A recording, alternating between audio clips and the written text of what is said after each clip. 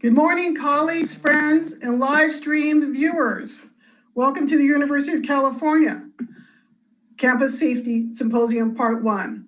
My name is Liz Hollema, and I am the Associate Vice Provost and Chief Policy Officer for Graduate, Undergraduate, and Equity Affairs at the University of California Office of the President.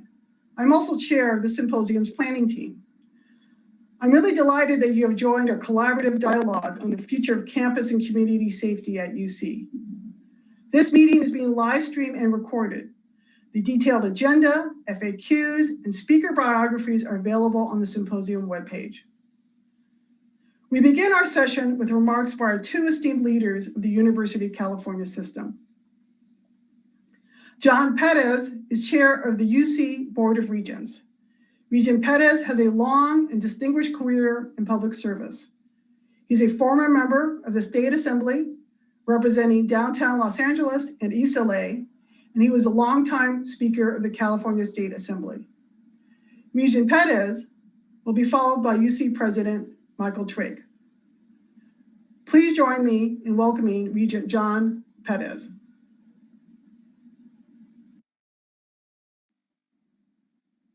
Thank you, Liz. Good morning. I want to thank you all for taking part in this very important symposium, and thank you for inviting me to share some opening remarks. Last year, in the wake of the righteous anger and protests following the killings of George Floyd, Breonna Taylor, and too many others, then President Napolitano and I joined together to call for the university to have a review focused on improving the training, accountability, and community outreach of our university's police departments. As we said at the time, the killings must stop and the system must change. And under President Drake's leadership, this symposium is part of those efforts. As we begin the discussion today on the overarching questions of what it means to be safe and feel safe on our campuses and in our communities, I wanted to start by sharing two of my experiences with the police, one as a candidate for office and one as a teenager. When I was in junior high school, I was walking home with a couple of friends when we were stopped for no apparent reason, handcuffed and thrown to the ground. The entire time we lay there on the sidewalk, in full view of everyone walking or driving by. They never told us the reason, or if there actually was a reason for stopping us, cuffing us, and throwing us to the ground. Years later, about a month before my election to the State Assembly, I was again stopped, handcuffed, thrown in the back of a police car, and hauled away to a jail cell, all because another person named John Perez was wanted for a broken windows type violation. The same bulletin that showed why that John Perez was wanted also noted he was 5'8" and 150 pounds. I hadn't been 5'8" or 150 pounds since I was a teenager, but that didn't matter to the police officers who took me in that night. In either of these incidents was I offered a meaningful explanation or given an apology. I just counted myself lucky that nothing worse happened. Flash forward a few years, I was a UC Regent by virtue of being Speaker of the Assembly, and I was on my way from the Berkeley campus to Stanford to watch the big game. Before leaving campus, I wanted to stop and look at a site near Sather Gate, where there had been an action involving the use of force by campus police to break up a peaceful protest. While we were at the site discussing those events, I got a phone call. Several students peacefully protesting at UC Davis as part of the Occupy movement had just been pepper sprayed by campus police, an incident that drew immediate attention worldwide. All of these experiences and so many more obviously helped shape my views on law enforcement and the administration of justice. Let me share some other experiences. When I made that Sather Gate visit as Speaker, I had with me law enforcement provided to me by the State Assembly, who routinely accompanied me. Now, as a regent, I know that UC Police has helped other regions and made sure that we were secure when threats had been identified. There have been times when, as a public official, I have had the need and benefited from around-the-clock police protection. So these kinds of experiences also shape my views on policing and law enforcement. And I honestly believe that the vast majority of UC's police officers are well-intentioned and good people. But I also know we need to improve the experiences and the outcomes of interactions between law enforcement and people of color, whether they be kids, candidates, or anyone else. How do we best ensure that our students, faculty, staff, and other members of our campus community are made safe by the police we deploy and kept safe by the police from the police we employ? I'm not one who believes abolishing the police is the answer, but I also do believe pushing back on tactics based on escalation and militarization and unnecessary force is absolutely called for. I would note here that August Vollmer, the first police chief in Berkeley, is considered the founder of police militarization. And I understand one of our panelists today will be discussing that in more detail later. By using the words unnecessary force, I hope we would all agree that just because there are certain things that the police are allowed to do, it doesn't mean that there are things that the police should do. I also believe that the university has a role to play in helping show the reality of what California experience has been. The horrific images of Black men being lynched across this nation have been embedded in the public conscious.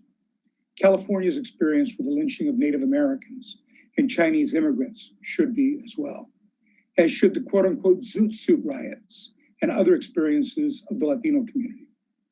Over the last couple of years, UC celebrated the 50th anniversary of several campus organizations and departments designed for and created by students of color to increase their representation and to ensure their full participation in the university. The events leading up to these organizations included protests that were met with tear gas and billy clubs and other methods of unnecessary force. We must use that history to inform our plans for the future and our actions in the present. In particular, one of the things I'm hoping for is a substantive discussion on the intersection of policing and status. I know that I personally struggle with the duality of how well I've been treated when I am a known individual of perceived power and status, and how poorly I've been treated at times when I was just an unknown, nameless brown face. Another example is ICE. ICE has been one of the egregious examples of law enforcement's excess, how they and other agencies deal with DACA students or international students and others in the community based on their perceived immigration status. One point that's been underscored both by the attack on the Capitol on January 6th and other protests, including those that followed the death of George Floyd, is obvious. The differences of how different groups are treated, how law enforcement allows a person's status rather than their actions to be the jumping off point for intervention. Let me share one recent example. On January 6th here in Los Angeles, there was a protest in front of City Hall. A middle-aged Black woman was walking by on her way home with groceries. She was quickly surrounded by pro-Trump protesters. She was taunted, grabbed, and had her wig pulled off. A man nearly my size grabbed hold of her, pinned her arms while others attacked her, and another man pepper sprayed her in the face. Eventually, a journalist and a counter-protester were able to rescue her, all while members of the LAPD watched from roughly 20 yards away, doing nothing to intervene.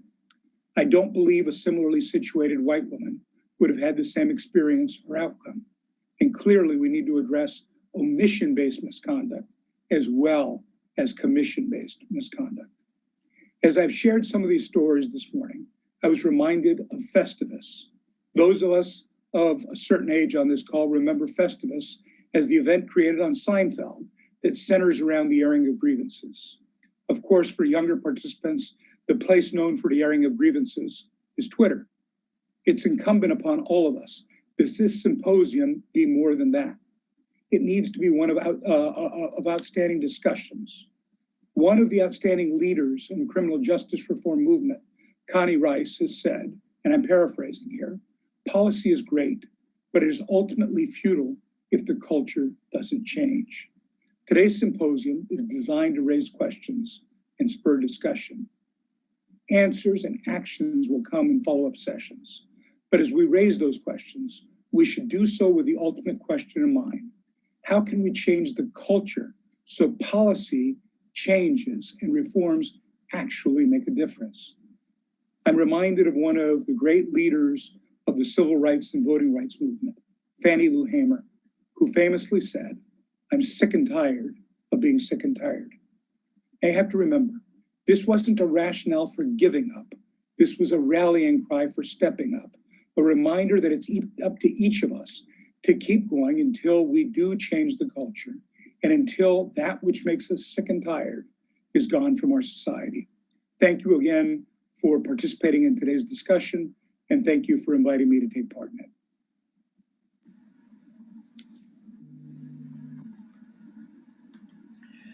Thank you, Regent Perez. It's now my honor to introduce the President of the University of California, Michal V. Drake, MD. Dr. Drake is the 21st President of the UC system, returning to UC in 2020 after having served as President of the Ohio State University. Dr. Drake was also Chancellor of UC Irvine for 9 years and a longtime professor of ophthalmology at the UCSF School of Medicine. Please join me in welcoming President Michal V. Drake. Thank you, Liz, and thank you, Chair Perez. I appreciate your comments, and I would like to closely associate myself with them. I appreciate the points that you made. Good morning, everyone, and welcome to the first day of the University of California's Campus Safety Symposium. I also want to thank the speakers and participants for joining us today and for devoting your time and energy on an ongoing basis to the issues of social justice, racial equality, and public safety. The work we are embarking on is among the most important and challenging tasks we can tackle. There's nothing more critical than safety and security of our campuses and of the people within our communities. This is also one of the most complex issues any institution can confront. Public safety and policing are deeply personal and painful topics for many of us. And these feelings have only intensified during our national reckoning with racial injustice over this past year.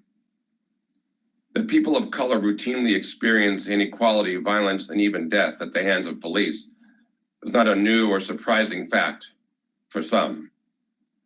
But for others, it was a disturbing realization. As a society, we are just beginning to address how deeply embedded racism has been throughout our nation's history and the legacy of suffering that still persists today. As I said, for many of us, we live this on a daily basis. We have lived this for our lives. Others seem to just become awakened to this. The nature of college campuses poses a series of unique challenges, but also opportunities as we think about issues of policing, security, and community building. Universities are places where a vibrant exchange of ideas is celebrated as a powerful tool for change, where young people come to expand their minds as well as their networks, learning from their mistakes and their milestones, where people from all over the globe and all walks of life converge to ask and answer some of our most pressing quandaries. It's a dynamic environment that requires a thoughtful approach to achieve true security. And it takes courage to engage in the conversations we will have today about campus safety and all the attending issues that surround it. I want to thank you again for your willingness to be open and vulnerable in this process. We have come together, people of all backgrounds, experiences, and viewpoints, because we all want what's best for the university and its people.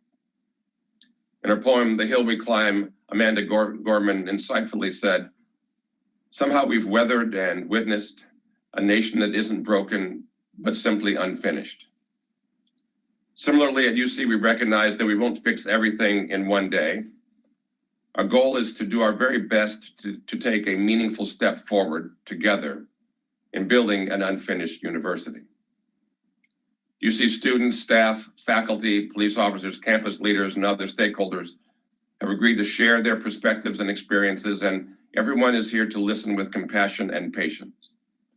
That's the first step in any process like this, and my hope is that we can establish a foundation of understanding from which we can work together to shape a new vision for campus safety at the University of California.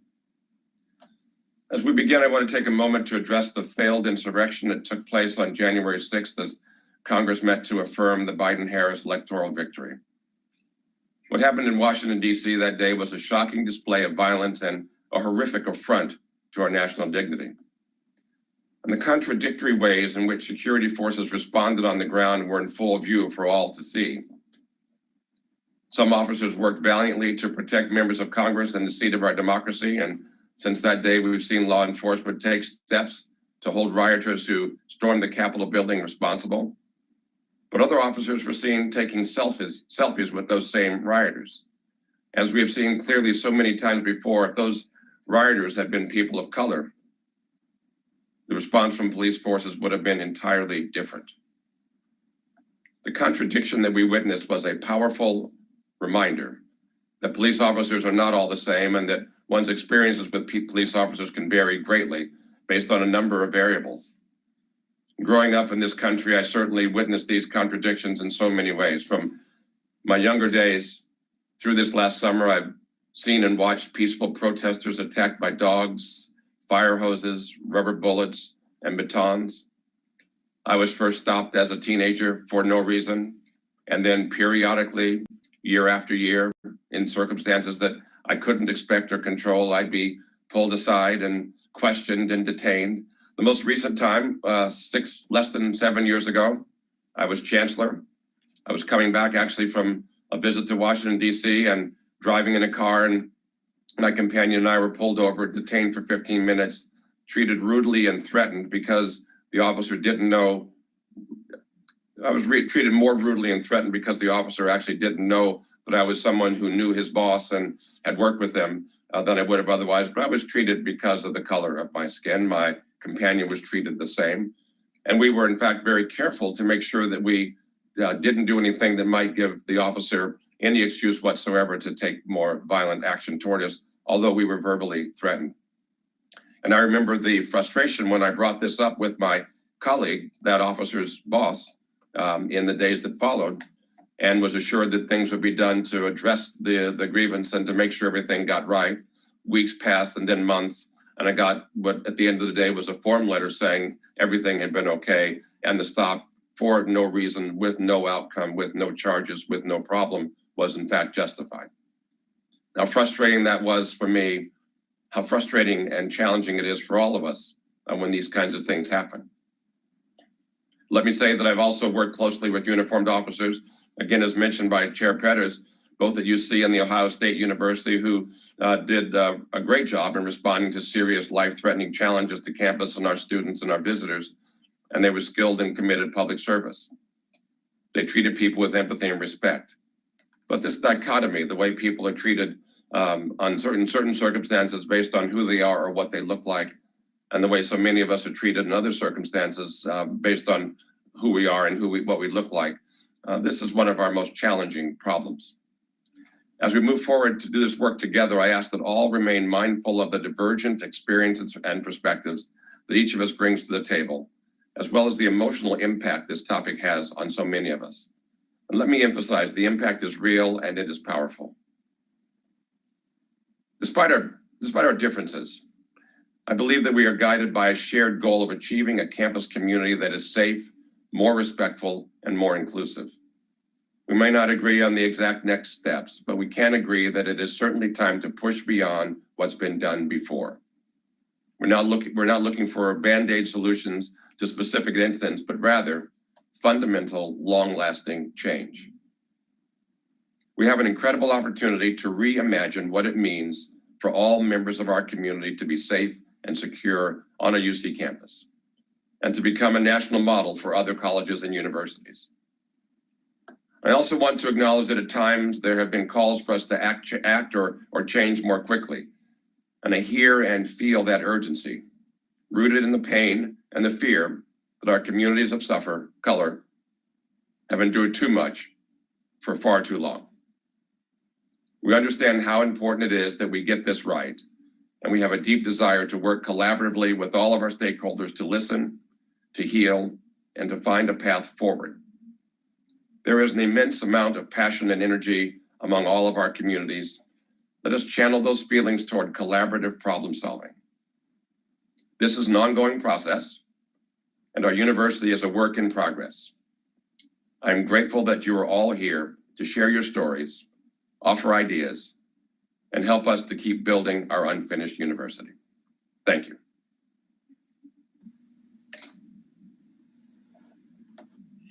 Thank you, President Drake and Regent Pettis, for your welcoming and encouraging remarks. We now turn to the next section of our symposium, led by our moderators and facilitators, Lisa Gordon and Louis Michelson. Good morning, everyone. My name is Lisa Gordon. Welcome again to the University of California Campus Safety Symposium. It is my pleasure to co-facilitate and open the dialogue on reimagining public safety and campus policing. In a few minutes, I will introduce you to my distinguished colleague and co-facilitator, Louis Michelson, who will be providing facilitation guidelines for your experience today. I am very pleased to be one of your facilitators for a variety of reasons. I am a fourth-generation native Californian and a proud graduate of UCSD. So I am also a product of the UC system. As your facilitator, I am honored to share this virtual space with you today to provide an opportunity for you to rethink, process, ponder, and journey with us in exploring the future of campus safety and campus policing. And now I would like to introduce you to Louis Michelson, of whom I am delighted to partner with in co-facilitating this symposium. Louis? Thank you, Lisa. It is indeed a privilege to be a part of this symposium. As facilitators, Lisa and I have a unique role to play today. We come here not as subject matter experts or certainly anyone who has a stake in the outcome. We are here today to serve you, all of you, in a neutral capacity. Our job is partially administrative, keeping us on track and on time and making every effort to use all of our time as effectively as possible. But more than that, we hope to create an environment that elicits empathy for each other, encourages thoughtful listening, identifies any potential areas of common ground, and ultimately channels all of your knowledge and passion into a collaborative problem solving over the course of this two-part symposium. Lisa and I promise to make today as meaningful for all of you as we can. Lisa, would you like to start us off? Thank you, Louis. As your facilitator and moderator, I now have the privilege of introducing you to a very distinguished group of keynote speakers. They are Dr. Gary Margolis, a safety and security expert, Dr. Rayshawn Ray, professor of sociology at the University of Maryland and Rubenstein Fellow in Governance Studies at the Brookings Institution, President Michael Schill, the president of the University of Oregon, Ms. Caroline Nobo-Sarnoff, Executive Director and Research Scholar in Law at the Justice Collaboratory at Yale Law School. I hope everyone with us today has had the opportunity to read each of our keynote speakers' bios that were provided to you via the UC Campus Safety Symposium website. Each speaker has up to 12 minutes to share their perspectives on campus safety, public safety, and campus policing. We're going to listen to all four speakers and have a brief Q&A session as time allows. During each speaker's remarks, if you have questions to help clarify something you heard during their remarks, please feel free to submit your question via the Q&A function. If your question is directed at a specific speaker, please indicate their name with your question. At the conclusion of our speakers, we will pull from and pose some of the questions you have submitted within the time allotted and remaining. For questions not addressed today, all of your questions will be recorded, and we will consider those in our planning for day 2 of the symposium or in a future setting.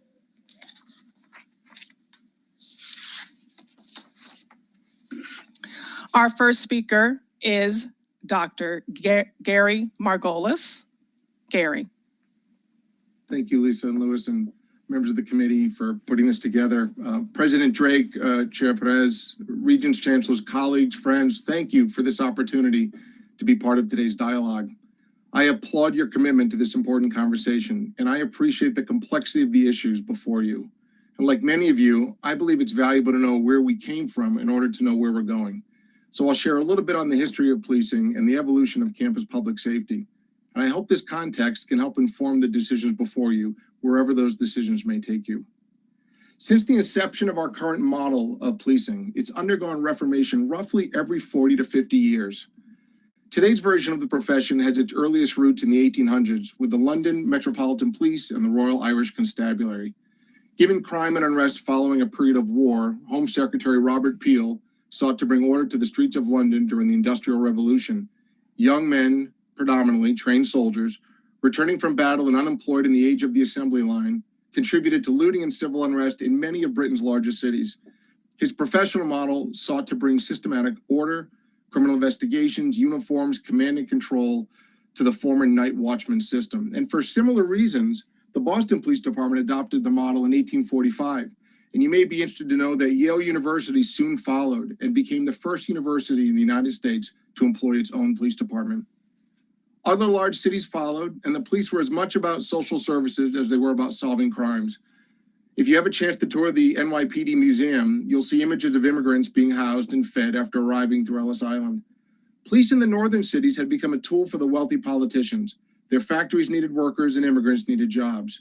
And in the South, the police had also become a tool of the wealthy plantation owners, becoming the first slave patrols. With systemic corruption plaguing the criminal justice system, President Hoover empowered the National Commission on Law Observance and Enforcement in 1929 to survey the state of affairs under Prohibition. It was known as the Wickersham Commission, and its work overhauled a corrupt system to usher in the first major period of police reform. Widely known as the father of modern policing, Berkeley, California's first chief of police, August Vollmer, believed in a more modernized workforce and better policing through technology. He required college degrees of his officers and promoted technology, centralized records, call boxes, radios, the use of motor vehicles. He encouraged diversity in his ranks and was responsible for hiring some of the first African-American and women police officers. Chief Vollmer convinced you, the University of California system, to make him a professor at UC Berkeley, where he founded the field of criminal justice sciences and used academic research to support his constructs. He traveled the nation speaking about criminal justice reform and integrity. And Chief Vollmer's influence in the 1930s was revolutionary. As a representative of the University of California system, he and you played an important role in shaping criminal justice and policing for the entire nation.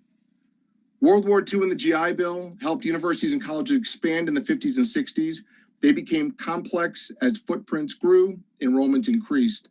They became economic drivers for their communities, and our campuses were the place where constitutional rights to freedom of speech, expression, and assembly were most often exercised at such a pivotal time in our history.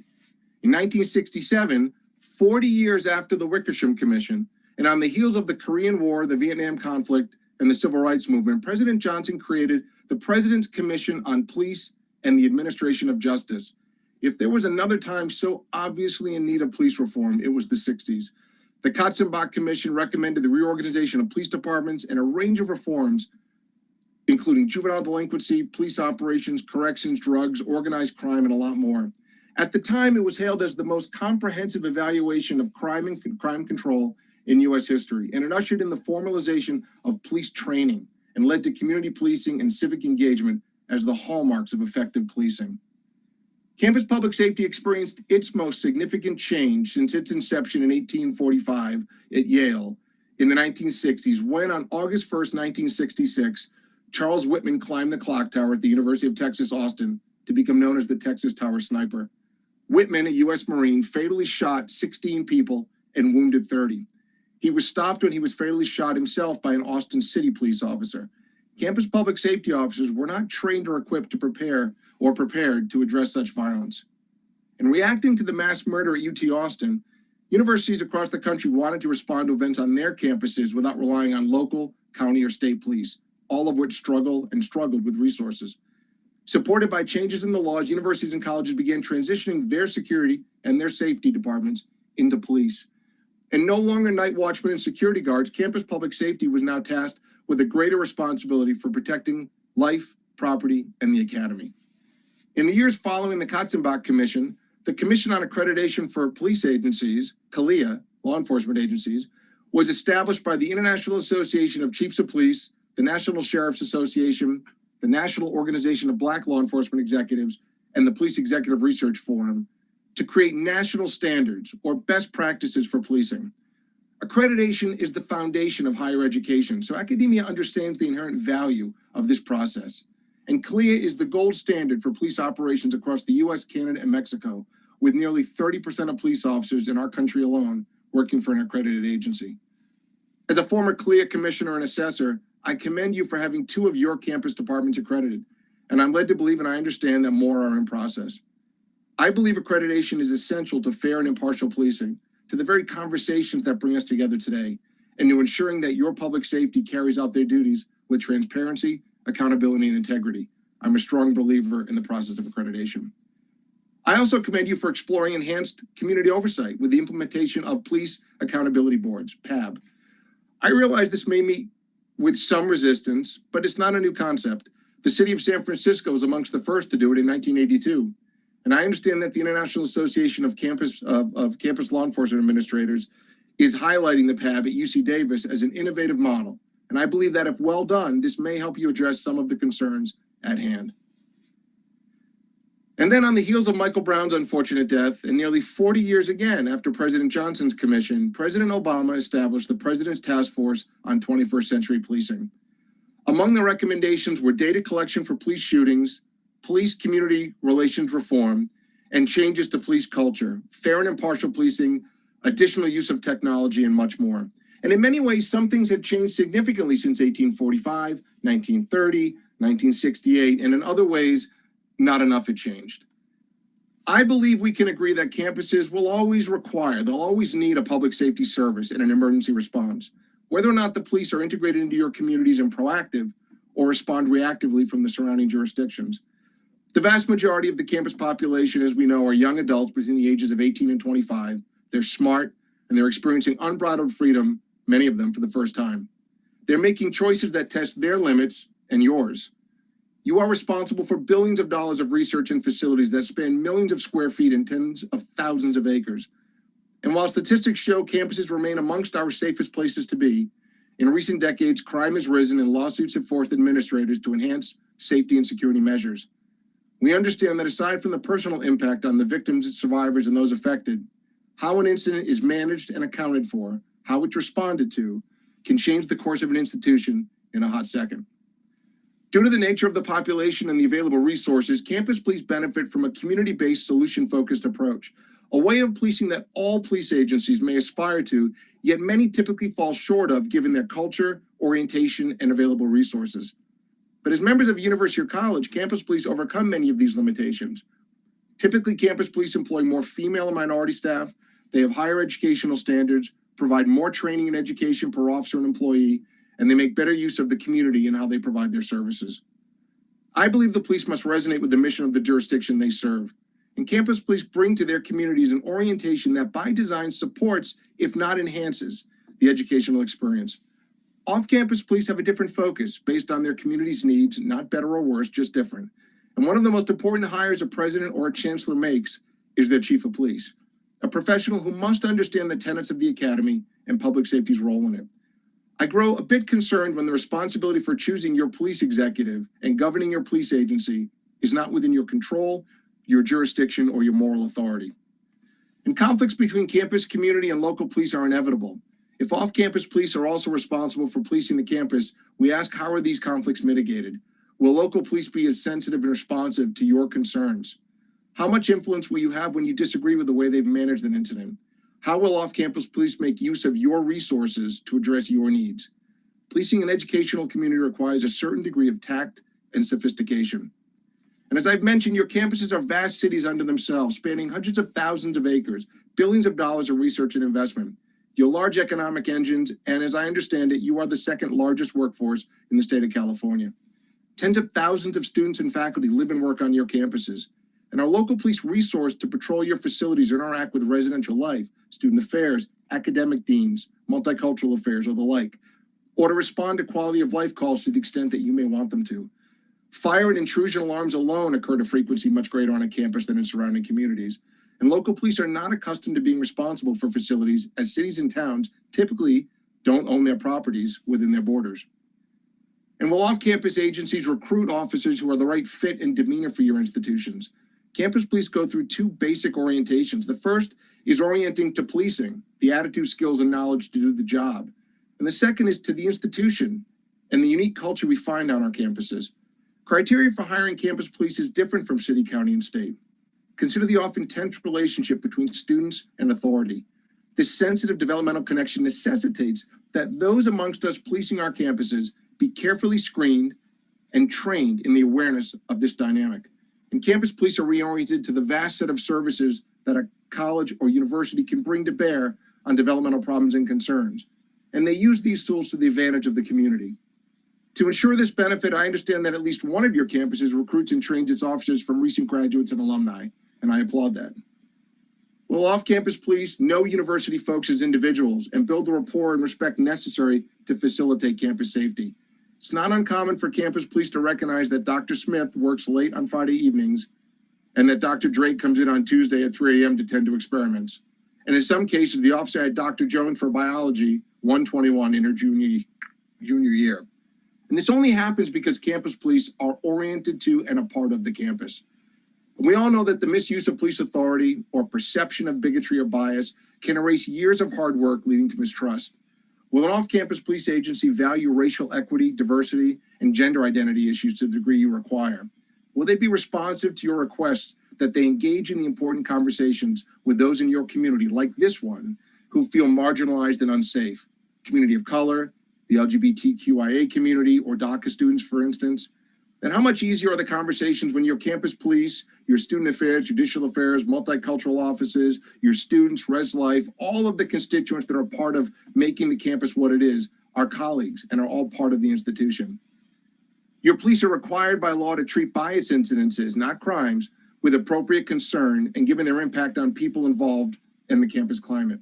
And these same incidents may not be prioritized by off-campus police for a number of reasons, including resources, orientation, and the absence of a crime. And what changes in the relationship between the university and the local prosecutor if you outsource your police function? Would off-campus police provide your judicial affairs offices and counseling centers with their reports before arraignment and prosecution? Without this information, how long can your campuses wait to hold students accountable and get them the help that they need? Look, I've only highlighted a few of the issues that you might need to address if you outsourced your police. And let me be clear, it's possible to do so. Some institutions have done it. Not every university or college in the United States has its own campus police. But having said this, I cannot think of an institution as complex as the University of California system that does not. The larger question in all of this for outsourcing is at what political, financial, and resource cost? Local law enforcement may not be eager to add the complexity of your campuses to their responsibilities. And the larger question then is how much control are you willing to cede? You may also have an opportunity in these conversations to explore how your 10 separate agencies on your campuses coordinate and work together for consistency of service, policies, and operations.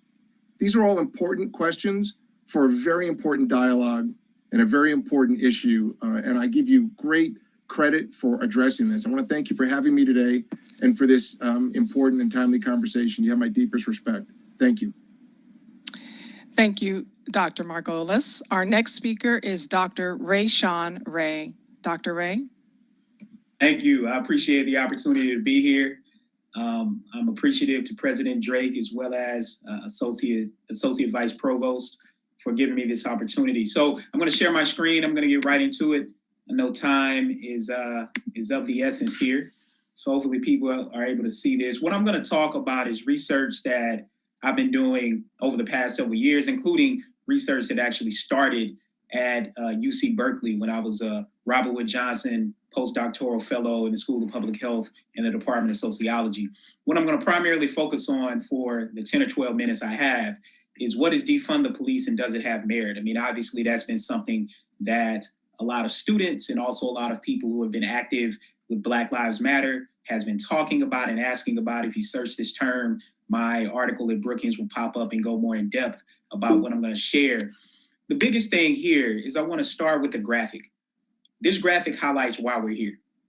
Bottom line is this graphic shows that Black people are 3.5 times more likely than whites to be killed by police when they're not attacking or have a weapon.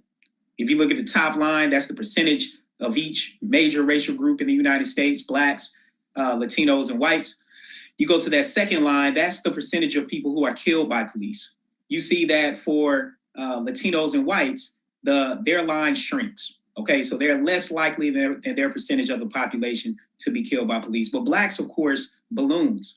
The third line, we would expect, given that police officers are reporting this information, are the ones who say that the person was not attacking and did not have a weapon, we would expect that gap to decrease. We would expect the racial gap to decrease. Instead, we see the exact opposite. It balloons once again, suggesting that there are other things going on there. And one thing we know, that with these data, and I've been working with the FBI and the Department of Justice in helping to increase the percentage of law enforcement agencies that participate in this, we know how many people in the United States get killed by jellyfish every year. But we actually do not have a super accurate account, at least by what the federal government collects, of how many people police kill every year. That should unnerve us all. Only 40% of police departments are providing information to the federal government on this. Now, you may be looking at this and say, okay, this is 2012. You're showing us 2012. Well, I'm showing you this graphic because there's been a continuous pattern over time. As you see, 2013 to 2019 has been consistent. Over 1,000 deaths of people killed by the police every single year. And to be specific about it, when it comes to race, a Black person in the United States is killed every 40 hours by law enforcement, and every 20 hours, a person is killed by police. These are the facts. We can't hide from them. This is why we are having this moment. This is why I like to start here. So the question is, how do we get here and what do we do about it? Well, one of the things that we know, and I could talk about this more during Q&A, but about 20 years ago, we started to see a huge increase in what are called justifiable homicides, or death due to legal intervention. And that's another way of saying officer-involved shootings or police killings, as a lot of people like to say. And even though it's plateaued over the past few years, we can see that it's been a huge uptick over the past couple of decades.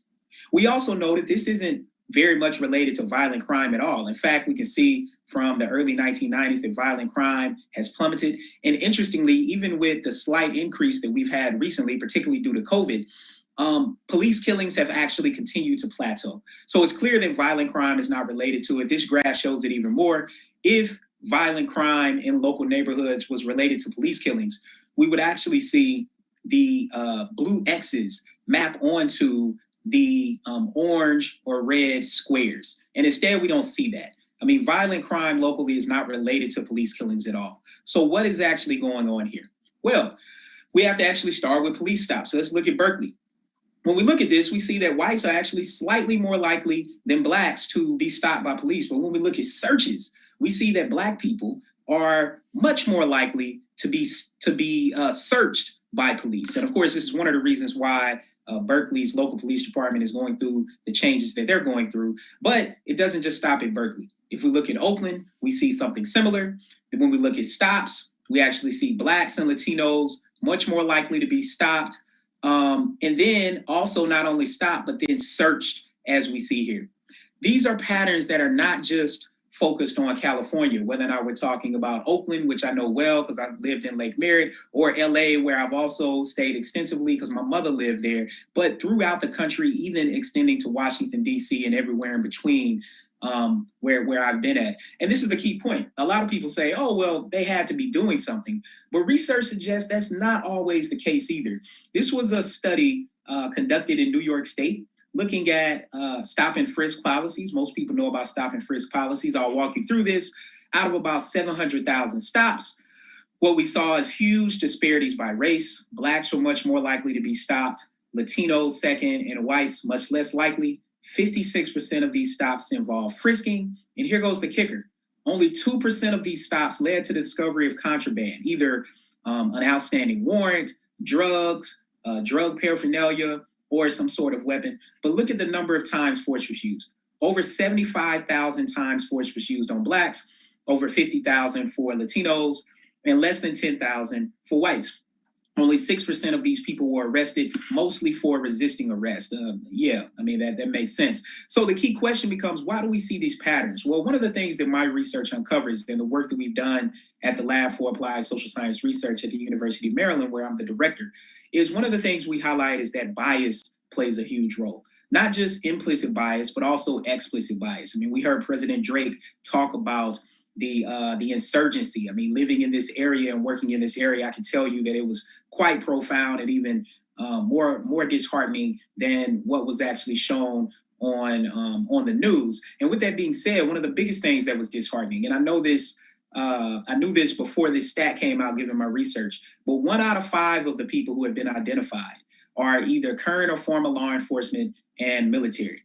And that's extremely disheartening, particularly for a person like me, whose grandfather served 21 years in the military, whose mom was admitted to West Point in the late 1970s as a Black woman, and whose great uncle was the first Black chief of police of my hometown in Murfreesboro, Tennessee, along with my other relatives who have served in law enforcement. But these are, again, just facts and empirical evidence that we cannot deny, that we all have to admit in order to start going somewhere. One of the things we've done at Laser is we take police officers through an implicit bias course that is empirically driven, and I'll get to the other very interesting part that deals with our virtual reality program. But we give them implicit association tests that are based out of Harvard. And what we found honestly shocked me. We found that when we give them the race and weapons test, that officers overwhelmingly report bias against Black, so anti-Black bias. They associate weapons more with Black people. They don't have hardly any associations for whites with weapons, even though whites are just more likely to own weapons when we look at that. And here goes the other kicker. This isn't a white officer thing or a male officer thing. We saw this across the board. I mean, Black officers were a little bit less likely to hold these strong views, but overall, there weren't huge differences by race, and that becomes extremely important to know. Now, our research also shows that diversity of police departments do matter, but not necessarily in ways that people might think. So when we talk about defund the police, what is it? Simply put, defund the police means to reallocate or redirect funding away from police departments to other government agencies funded by the local municipality. Defund the police actually highlights fiscal responsibility. It advances a market-driven approach to taxpayer money, and also offers some potential benefits that will reduce violent crime and actually keep police officers safe. Let me quickly walk through this. I think there are 3 main points to note. First is that 9 out of 10 calls for service have nothing to do with violence at all. This is the reason why a lot of police departments, or really municipalities, it's not necessarily the departments, but municipalities are aiming to redirect these calls for service. When we talk about mental health calls, traffic stops, responding to certain domestic calls, because we know oftentimes that police officers lack the training to be able to handle mental health calls. And so part of it, and we've seen that not only in places like the Bay Area, but also in Pennsylvania and New York, where we've seen these sort of cases go awry and someone end up being killed. The second big thing is the homicide clearance rate.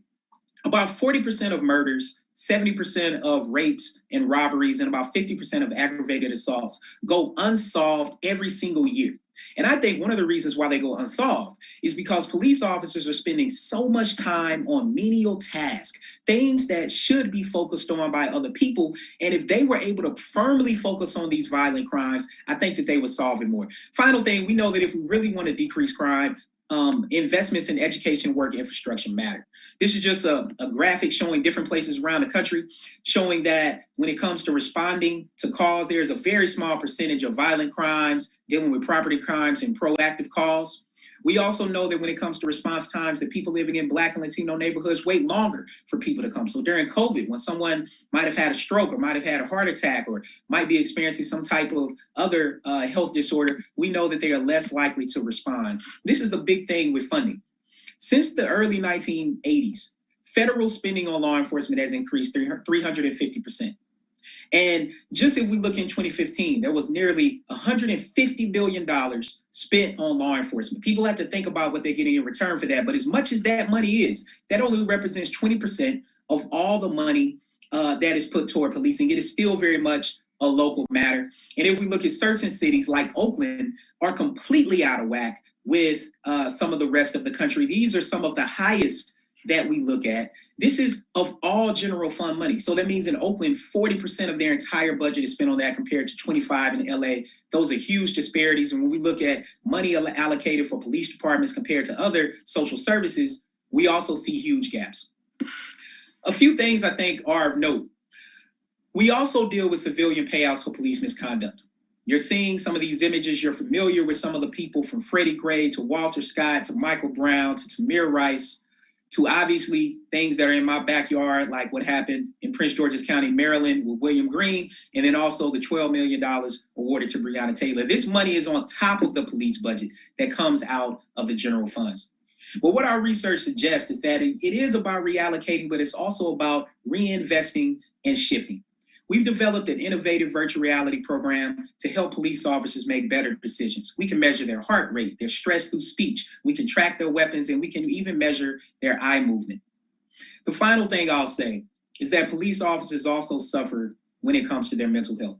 80% of officers suffer from chronic stress, reoccurring memories, and other sorts of issues associated with depression and anxiety. 1 in 6 report being suicidal. Roughly the same percentage report substance abuse, either drugs or alcohol, and 90% never seek help. So what can we do about it? Well, first, we can actually reallocate funding. I mean, certain departments are completely out of whack, and if we take an evidence-based, market-driven approach, we can reallocate 5 to 10% of funding that can have a huge impact. We need to also protect officers who are doing the sorts of things they're supposed to do to ensure that they don't face repercussions. We need to put civilians on police misconduct boards so that they can create equity and oversee what's happening. And then I do think we need to shift funding to invest in officers. We need to give them housing subsidies to live in the communities where we want them to be. And they need to also get mental health counseling. And in order to deal with, over the past 5 years, the $2 billion nationally that have been spent on civilian payouts, so police officers who kill someone in the line of duty. We need to create police department insurance policies so this money doesn't come out of taxpayer money. So thank you for your time, and I look forward to the Q&A. Thank you, Dr. Ray. Our next speaker is President Michal V. President Schill. Thank you, Lisa. As a former law dean at UCLA, it's a special pleasure for me to be returning virtually to the University of California to discuss this urgent topic. I'd like to tell you a little bit about the University of Oregon, the historical context of our armed police force, our experience with reform, and some brief observations about that experience. Now, the University of Oregon is located in Eugene, Oregon, about 2 miles south of Portland. Eugene is a city of about 170,000 people. Like most of Oregon, the city is overwhelmingly white, about 82%, and less than 2% of the population is comprised of Black people. Eugene's reputation is a combination of tie-dye, treat hugging, and granola. Nevertheless, the town is not particularly affluent and has a surprisingly high crime rate. For example, our crime rate is over 40% higher than Boulder, Colorado, home of a public university the University of Oregon is frequently compared to. Now, like several of the UCs, the University of Oregon is an AAU university. At last count, there were about a little over 18,000 undergraduates matriculated and over 2,000 graduate students. We maintain a branch campus in Portland, but my focus here is going to be on the mothership in Eugene. Now, in UC terms, our size is a bit bigger than UC Santa Cruz and somewhat smaller than UC Santa Barbara.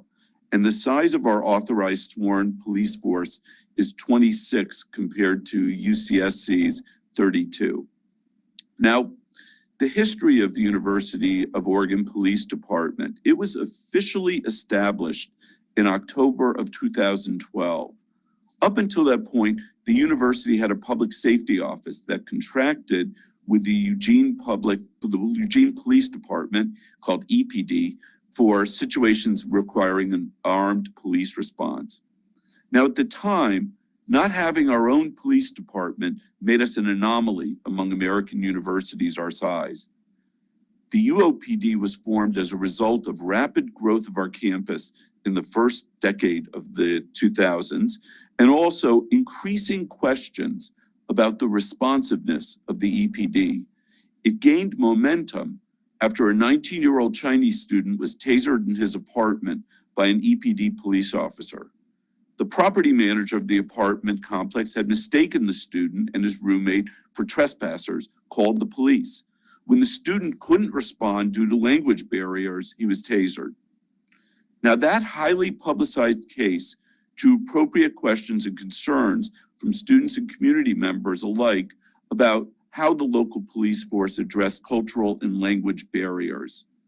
Now, although the formation of the UOPD dates from before I became president, The debate today is reminiscent of the debate 10 years ago and points to something I constantly remind our students and faculty who argue in favor of disarming the UOPD.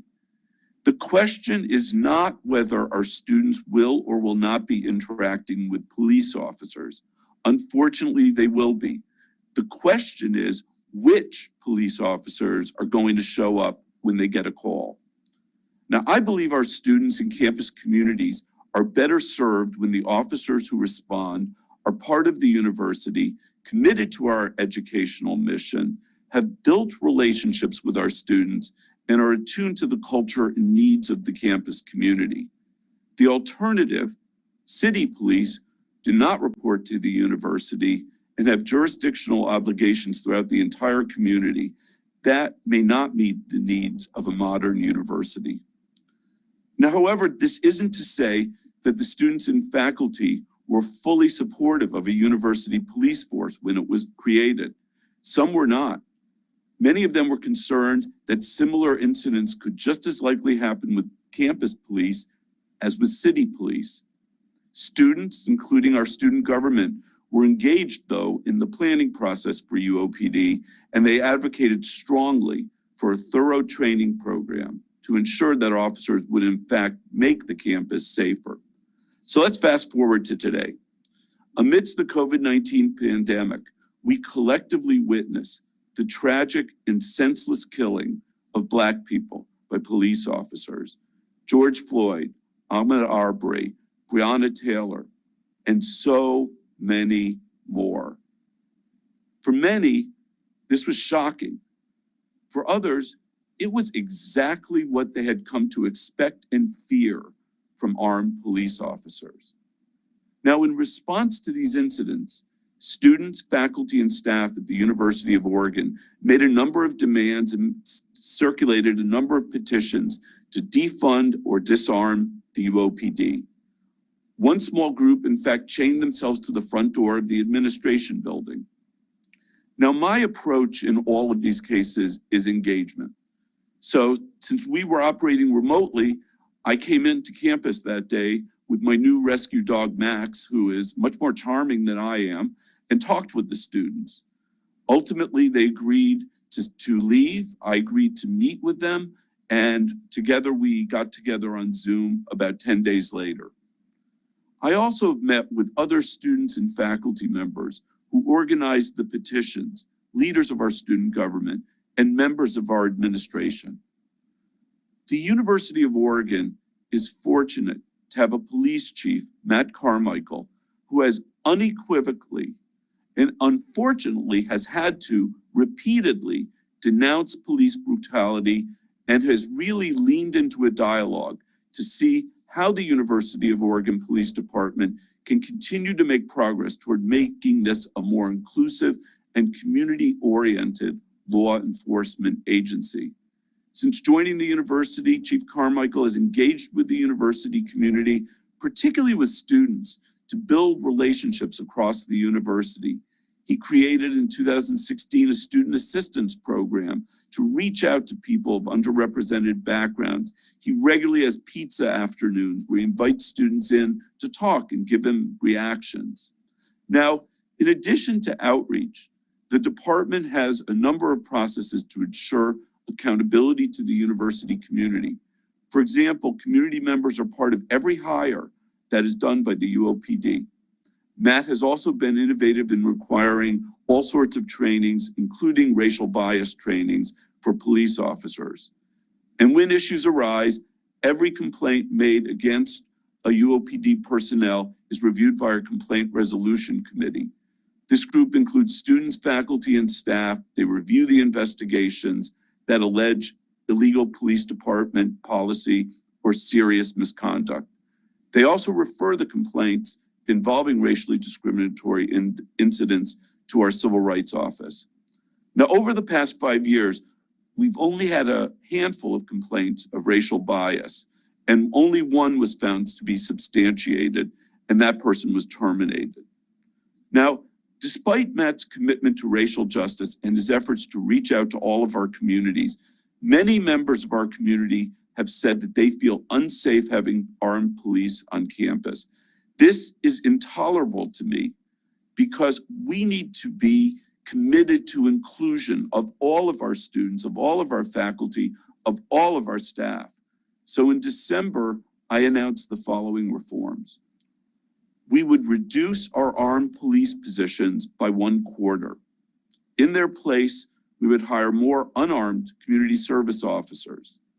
Those CSOs will replace armed police in conducting routine patrols of many campus buildings, particularly those primarily used by students, such as the residence halls, libraries, and student union.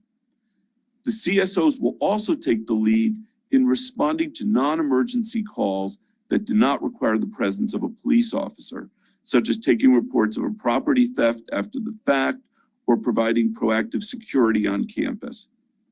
The CSOs won't wear uniforms, will be easily recognizable, and will be from diverse backgrounds.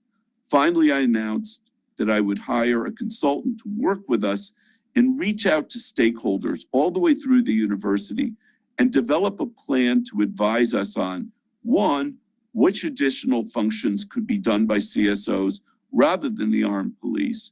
Two, how could we stand up a mental health response, either in conjunction with the public safety officers or independently? Now, as some of you are aware, Eugene is the home of a nationally recognized innovative organization that goes by the name CAHOOTS, which stands for Crisis Assistance Helping Out on the Streets. It's a mobile unit comprised of an emergency response person and a mental health professional. And that unit responds to people in crisis and is dispatched by the police department, usually in lieu of police. We already utilize CAHOOTS extensively and successfully, but many times there's issues with capacity. Now, finally, we're also going to ask the consultant to work with us in our community to develop a new police accountability process and a review board, which will likely be independent of the university. Now, I wish I could tell you that the outcomes of these reforms, what they were, but they're very much still a story in progress. We continue to engage with many parts of our campus to make sure we're progressing in a direction that will ultimately lead to a safer campus for all of our community. To close, I'd like to go through a few reflections on our process thus far. The first and most important is, as was mentioned before, the need for empathy. When I see a police officer, I get a feeling of safety and well-being. But that sense of well-being is not shared by many of our BIPOC students, faculty, and staff who don't share in the privilege of being white. Many of them have had experiences such as the ones described before me, before coming onto the university or even while here, that involve either people they know or themselves of being stopped, roughed up, being threatened solely because of their skin color. Therefore, it's vital for me and our whole community to try to picture life from their perspective. Now, importantly, empathy is a two-way street. My belief is the vast majority of my police officers got into this job to help people. While they may be subject to unconscious bias, as we all are, they come to work with the intent of doing the right thing and not brutalizing a particular group. And our level of complaints backs them up. Yet they are being told day and night that they are racist and evil. They are part of our UO community. For us to get their best service for all of our community members, we need to consider their points of view also. Second, while it's tempting to say what people want to hear, I believe leaders now need to be honest more than ever, honest with sensitivity. So when my faculty members say they want to get rid of armed police on campus, I ask them whether they would prefer EPD. When they say they want no armed police at all, I try to get them to see that's not an option. Violent crime takes place on and near our campus. Active shooters are not an abstraction.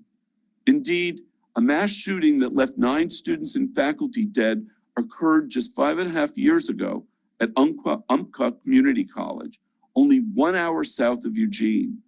We must make decisions that work in the world that exists and not the world of our dreams. Thirdly, we need to get beyond inflexible slogans and ideologies. I sometimes wonder whether our activist students and faculty might do better not using the words defunding and disarming, because that just leads to a debate about how that's impossible, instead of a debate about how we can do the sorts of things that Dr. Ray indicated.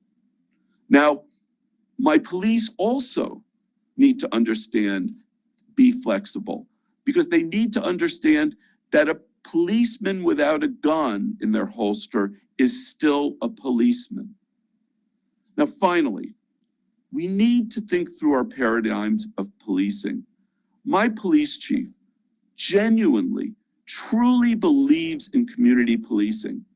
He has been working hard to get our police out of their cars to engage with students and faculty. Yet many of our most vocal students actually want them off campus altogether, but prefer having them in their cars, or better yet, at the police station, where they will only be called in an emergency.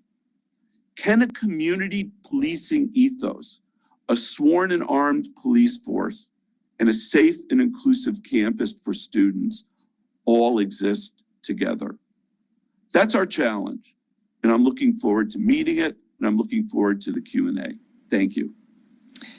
Thank you, President Schill. Our fourth and final speaker is Ms. Caroline Nobo-Sarnoff. Hi. Hello. Thank you, Lisa and Louis, for moderating, and I appreciate the opportunity to be here today. So I want to start by sort of summarizing what we just heard, because I have to sort of sum this all up, right? So we heard about campus safety and the history of policing our colleges and universities. We heard from Dr. Ray about the defund movement and the disparities. And we heard from President Schill sort of about the unique challenges facing us as we start to move forward in creating a new version of campus policing and safety. You know, in preparing for today's talk, I actually made sort of a quick joke to President Drake about it not being rocket science. And it's not rocket science, but it is science in some ways, right? And my role today is to make it clear that there is some theory and there is evidence that we can rely on as we think through our next steps. So I want to take you through the process. We talked a lot about the what. I'm going to talk to you about the how. What moving forward can and what it should look like. You know, to state the obvious, I don't want to minimize the task ahead of us. We are, of course, in uncharted territory here, and we may not know exactly how to proceed right now because we are certainly laying the track as the train is barreling forward. But I want to encourage all of us to approach these issues from a strong theoretical framework and to leverage strategies where there's a strong evidence base and we know it works. So what follows from me today is going to be an articulation of 5 actions, policies that our experience and research reveal as the most critical to advancing public safety in America and on our campuses. These recommendations are based on a policy plan that I wrote with 4 colleagues at the Justice Collaboratory: Tom Tyler, Tracy Mears, Philip Atiba Goff, Elizabeth Hinton. If you're not familiar with their work, highly recommended is a great place to start when we're thinking about the process, we're thinking about the how. Everything I'm going to cover today is a lot. I know that it's already on the website if anyone wants to reference it. So in other words, these are going to be the 5 process steps that I believe can do the most work towards turning, you know, a just public safety system from a goal to a reality. I'm going to talk about this in sort of I'm going to call it the 3, 4, 5 approach today. So I'm going to outline 3 goals. Then we're going to talk about the 4 principles that should guide us in the work. And finally, we're going to wrap up with those 5 action policy items. So to start, these are the 3 goals that are important. Encourage cooperation through trust and legitimacy. You know, President Schill was talking about our old policing paradigm, which is forcing compliance through the fear of punishment. We're moving away from that, right? We want to enhance voluntary compliance because of a mutual trust and a sense of legitimacy between police and the communities they are working with. Number 2, safety is key. Public safety and crime prevention require focusing on institutions outside of this traditional punishment in police. True safety and security should depend on social supports such as education, health, and housing. Our third principle, community development and reconciliation. This is the conversation everyone should be tuning into right now, right? It is completely necessary that we undo past trauma to achieve, benefits, merely than just reducing the harm of an existing institution. Structural changes, reconciliatory initiatives that recognize the victimization of individuals who reside in certain places, as well as harms to the whole community, can prevent these harms from happening again. And they build capacity for communities to flourish. So those are our 3 goals, all right? Our 4 principles. And these 4 principles I want us to think about, they should guide the development of our plans for reimagining policing. The first one is, these are the 4: safety, dignity, parsimony, equity. Safety. The central goal of the criminal justice system must be to increase cooperation and trust between individuals and the state or the police, okay? It's not merely about crime reduction, it's about trust.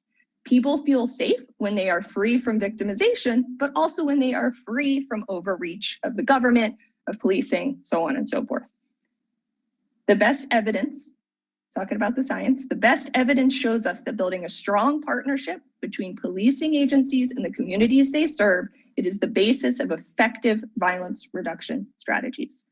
Building a stronger relationship between police and the community requires that we focus on how the public views the fairness of the police and other state actors. Number 2, dignity.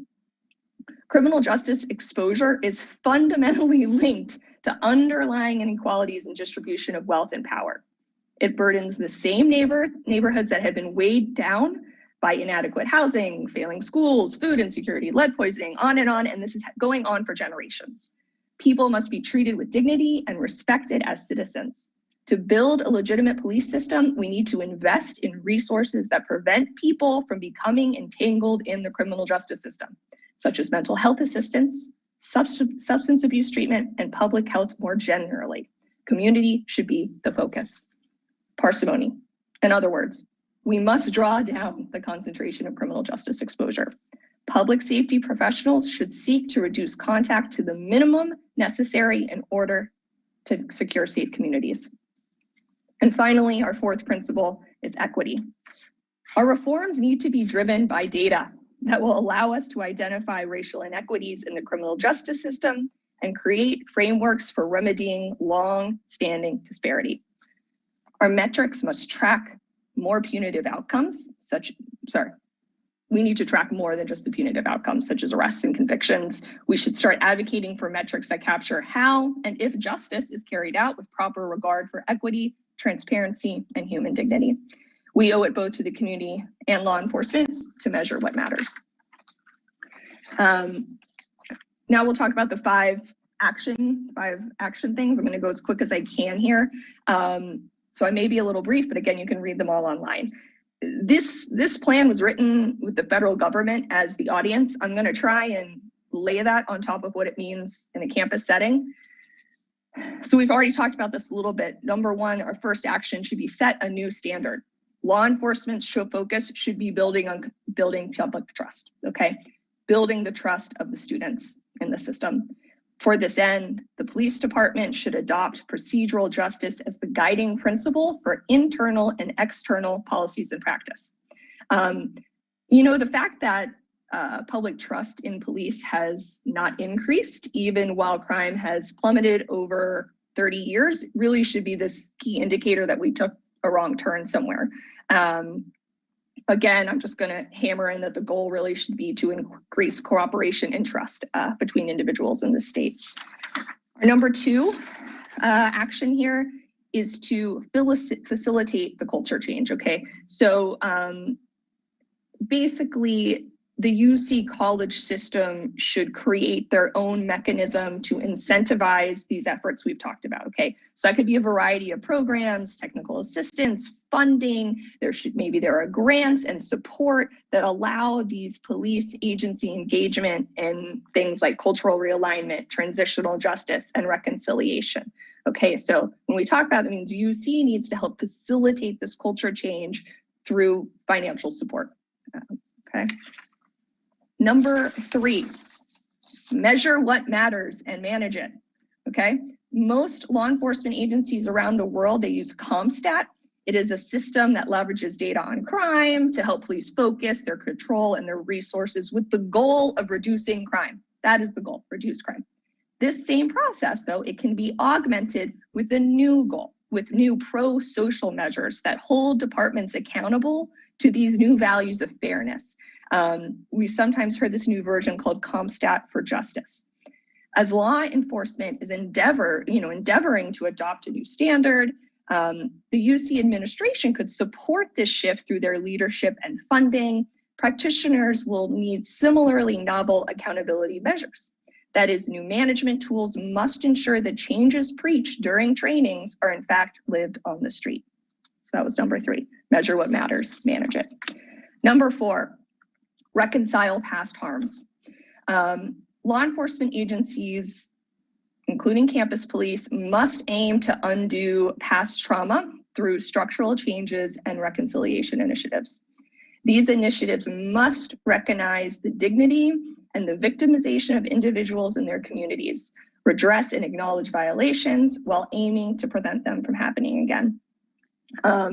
In 2016, Terrence Cunningham, who's a former president of IACP, he stood up and he apologized at the group's annual conference for the historical mistreatment of communities of color, calling it a dark side of our shared history that must be recognized and overcome. These acknowledgements are wonderful, and they need to be backed up by deep structural changes to policing. There should be specific policies dictating an investment in communities, and maybe that's a smaller subset community of the UC campus and of the students there that have been systemically marginalized and criminalized.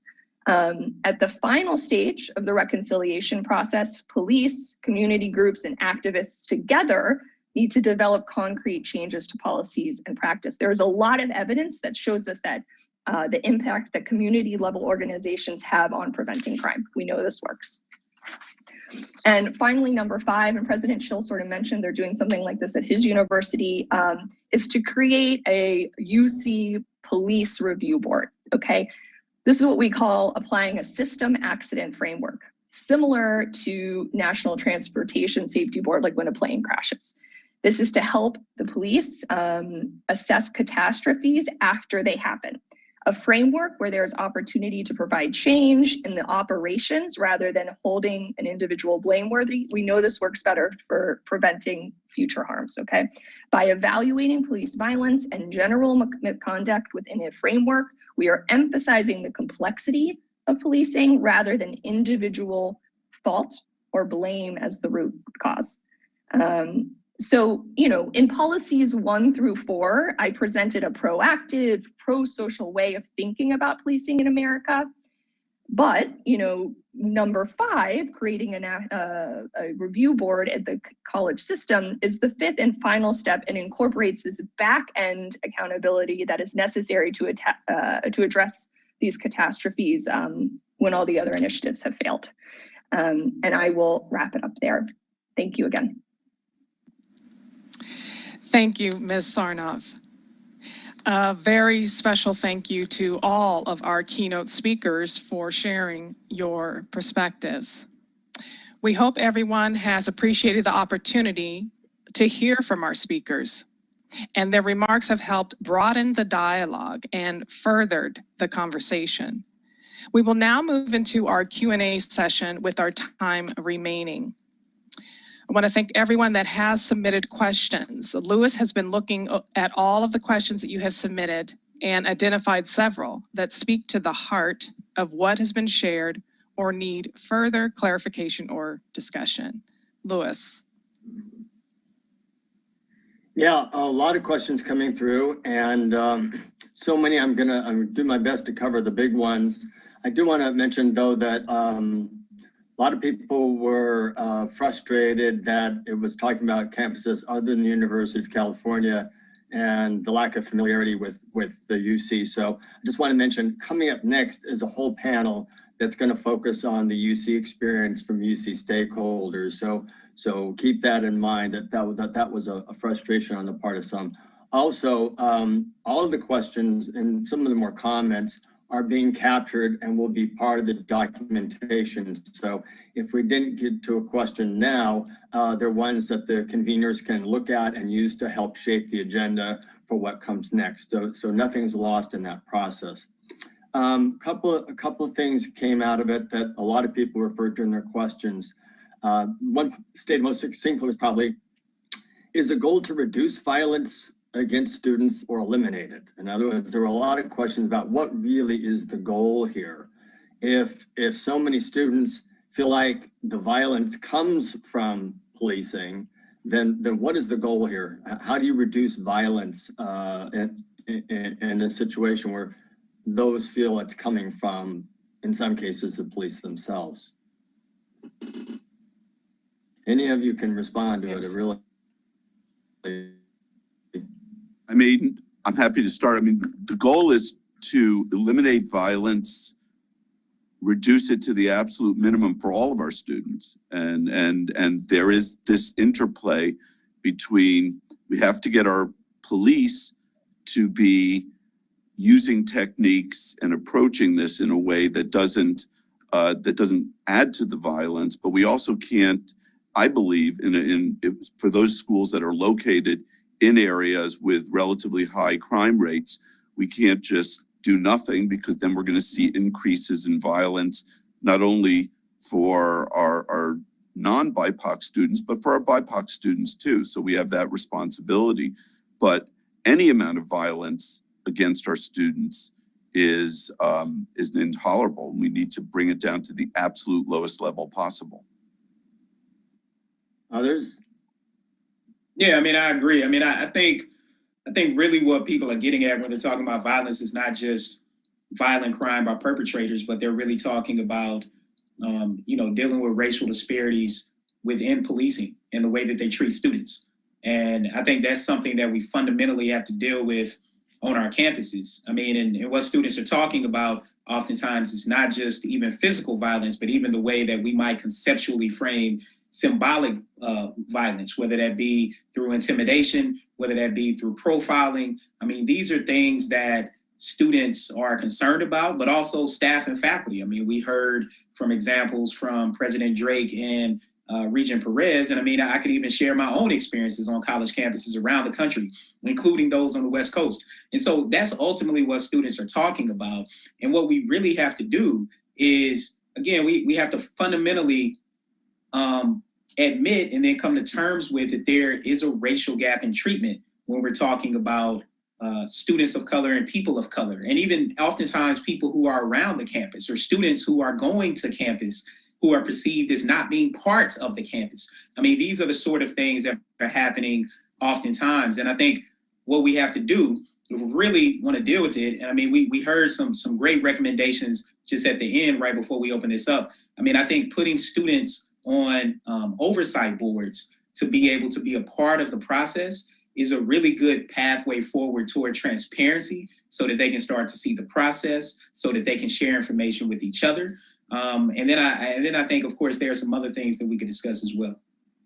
Yeah, Caroline, I want to move on to a couple other questions if we can, kind of tying two things together. One of the things that came through in a lot of the questions was the notion that changing policies, and even I think it was referenced by several of the speakers, doesn't change racial bias, and it doesn't change the culture that we live in. And I heard some references from some of you about training.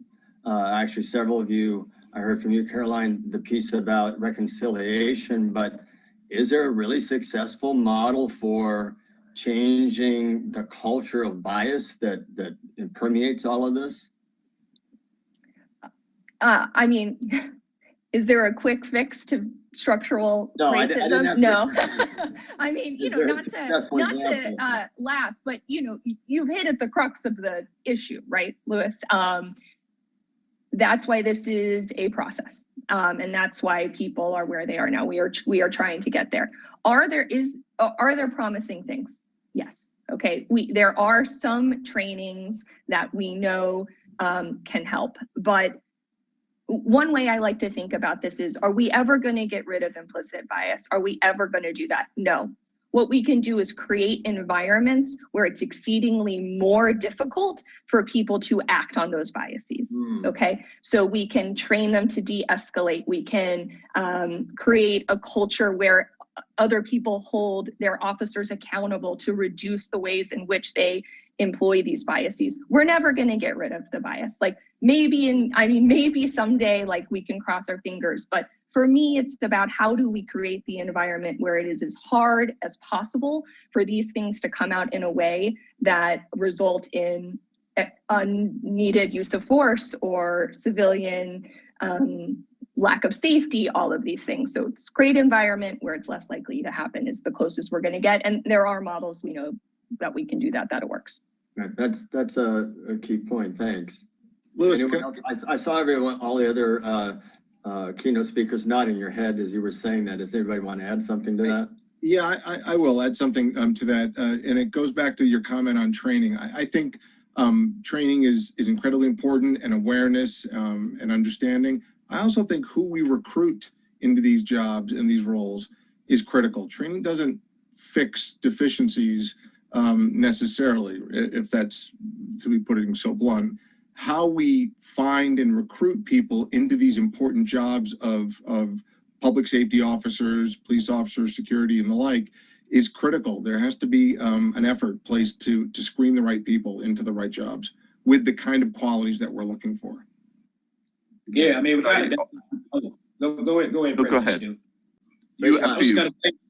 I was just gonna say on the point of thinking about screening, it's so important. I mean, look, again, if we go back to what happened at the Capitol, down the street from where I work at Brookings and down the street from the University of Maryland, we know that people are overwhelmingly holding anti-Black bias. And of course, those roots of the way I think about it, bad policing comes from rotten trees, that those trees have roots that are laced with white supremacy. Like we can't deny that. So the screening process needs to be, when background is being done, we need to screen for anti-Black bias. We also need to screen for associations with white supremacy and white nationalist groups. There's no reason why someone should be a law enforcement officer, whether that be on campus or off campus, or allowed to be in the military, holding those type of views and having those particular affiliations. That needs to be strengthened. And the big thing here is about accountability. Part of the reason why there needs to be students and civilians on these oversight boards is to increase accountability. Someone made a comment about what I said about good apple protections. There are officers every day going out trying to do their job very well. And I can tell you from the research I've done is that when they blow the whistle, they're the ones oftentimes who get reprimanded. They're the ones who are getting transferred out. They're the ones who are being stigmatized. We need to help protect them as well to be able to do their jobs better. But that's where policy comes in, right? I get people talking about culture change, but in law enforcement, policy helps to guide people's behavior when they're held accountable. And without more accountability mechanisms, we won't see a reduction in the racial gap that we see existing today. All of you seem to, I think, agree, you might want to comment on this, that a reordering of resources makes a good sense. And I think that there are too many instances where police are responding to specific armed police to things they don't need to be responding to. Michael, maybe you talked about trying to redirect funding, but I also heard you say that there's not enough. I mean, how do you get enough? And Rayshawn, you said in some cases there's plenty of money in some of these budgets to redirect it. So is that one of the keys? So if I can, let me just make one comment on the previous discussion, then I'll hit that one. I mean, I'm a big believer. Right now, we're all thinking in our COVID world of remote education, what is the value of residential higher education? One of the primary values of residential higher education is bringing people together who are different. and getting them to understand each other, understand their feelings, understand their experiences, and through that transformation of sort of empathy and ability to make change. And so I'm a big believer in that. And I think with regard to the police, you come back to, we need to be hiring more police that look like our students. And we have not done a very good job at that at Oregon. And we know that we have to focus on that. And even then, members of the police force, as they talk with each other, can try to understand the experiences of each other. And in terms of how we reorder funding, look, we are enormously, our university is funded horribly. On the other hand, I was still able to make changes within that budget to increase people who are not uniformed officers by cutting some of my uniformed officers. And we will just have to, all of us who are leading universities are prioritizing all the time. And it may mean cutting back on something that you really care about in order to do something that you care about more. And I don't think there's anything that we should care about more than making sure that every student on our campus, every student, Black, white, Native American, Latino, every student, Asian, is engaged and included and feels a part of that institution, because nothing else we do on campus can really occur and succeed without that. Anybody remember my question?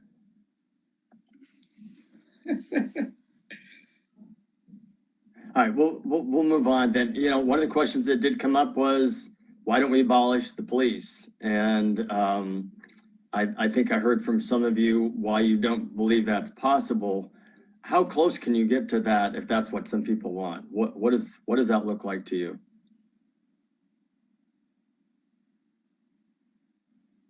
Well, go ahead, Caroline. Sorry, go ahead. I'll be quick. I was going to say, I don't think we're all so far off actually on the abolishing the police, because we just sort of say it differently. I think we all agree that we need to totally start over.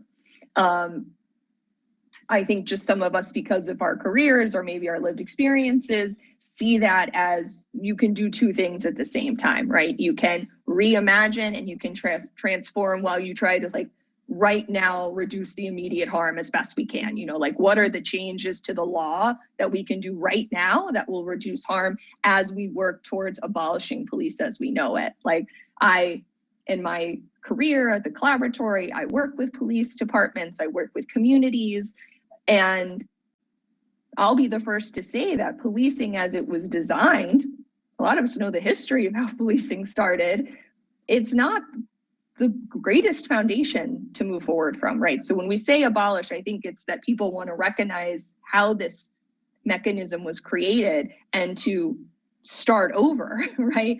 But balance that with, okay, like, we can't really get rid of police tomorrow in a lot of places because of actual threat of violent crime. How can we do these two things? But I think very few of us who work in this field would just come right out and say, no, don't abolish the police. We just might phrase it a little differently, where we're all trying to get to the same place, which is abolish policing as it exists today.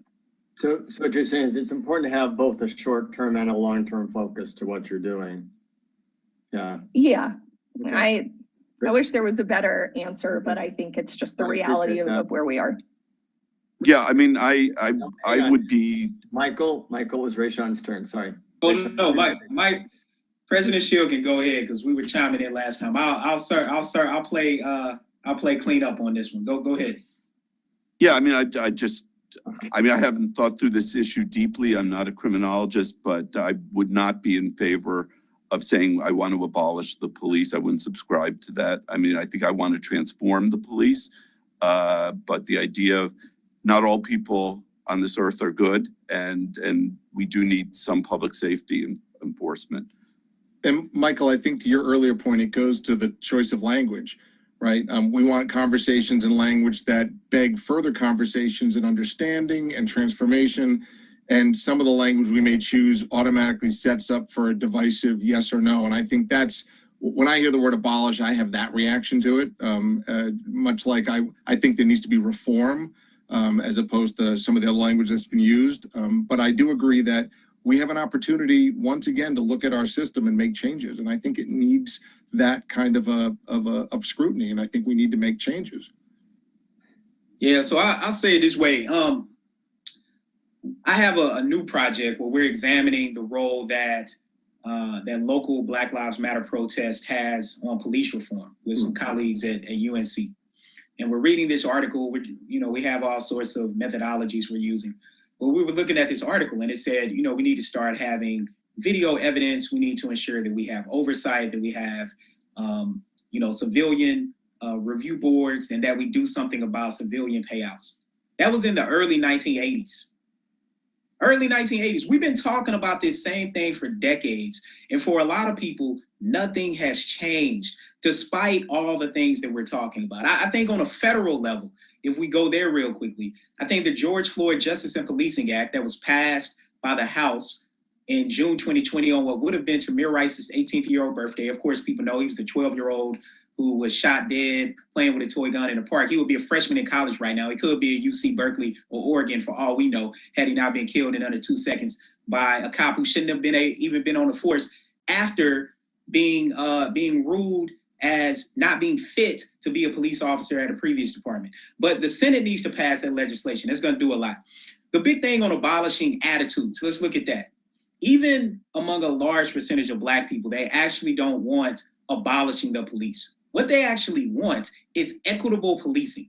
They want the same response times. They want police officers to treat them like a human being, the same way they do in predominantly white suburbs up in the Berkeley Hills or in certain parts of Oakland in that's not necessarily the west or east parts of Oakland. That's what they want, right? So with that being said, we have to be clear about that. When we start using certain terms, I think ultimately what happens, say on a campus, if a campus abolishes the police department, and we're seeing this now with Johns Hopkins, where they're doing something about their police department. The question becomes what replaces it?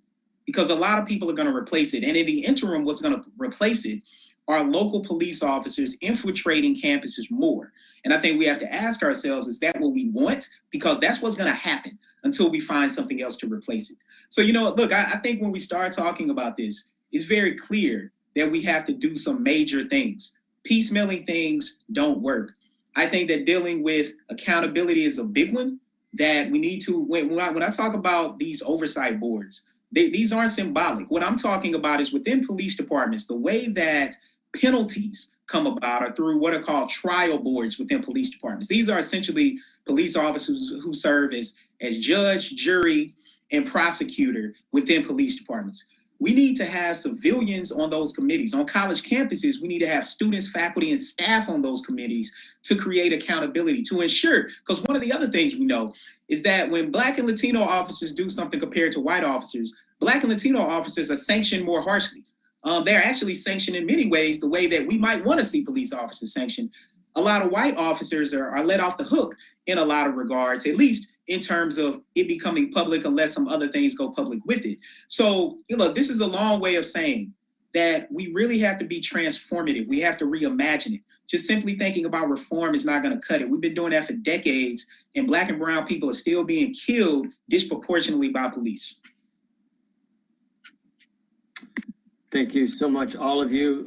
We've gone a little bit over, but well worth it to be able to hear what you had to say and get some of these responses. Again, I want to let people know that all of the questions have been captured and will be used to help us design the rest of this process. Today is just the first morning of the first day of what this process is going to be.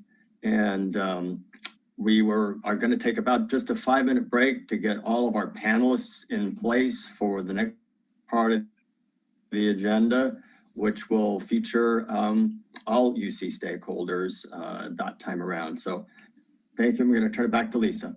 Yes, and I also would like to echo Lewis's sentiment. I want to thank all of the keynote speakers for an excellent, intriguing, thought-provoking, and meaningful dialogue this morning.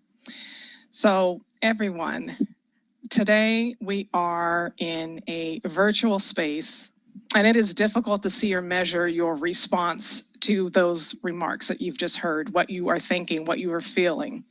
We would like to give you an opportunity to express yourself in a unique way today that reflects how you feel in response to the remarks, what was shared during their presentations, and the future of campus safety.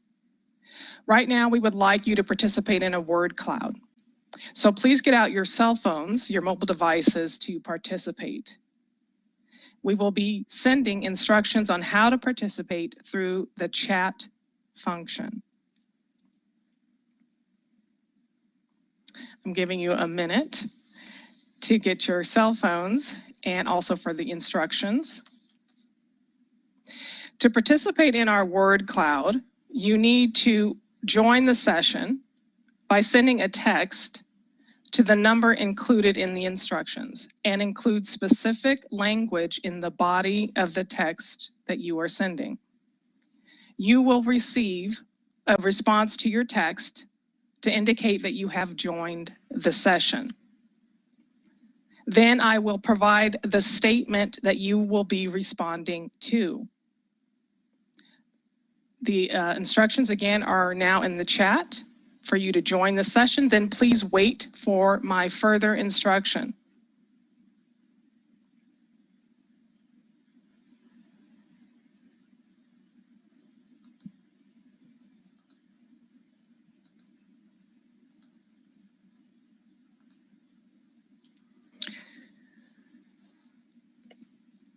And here is your statement. As a result of these remarks, text one word that describes how you feel about the future of campus safety. Please respond now by texting one word.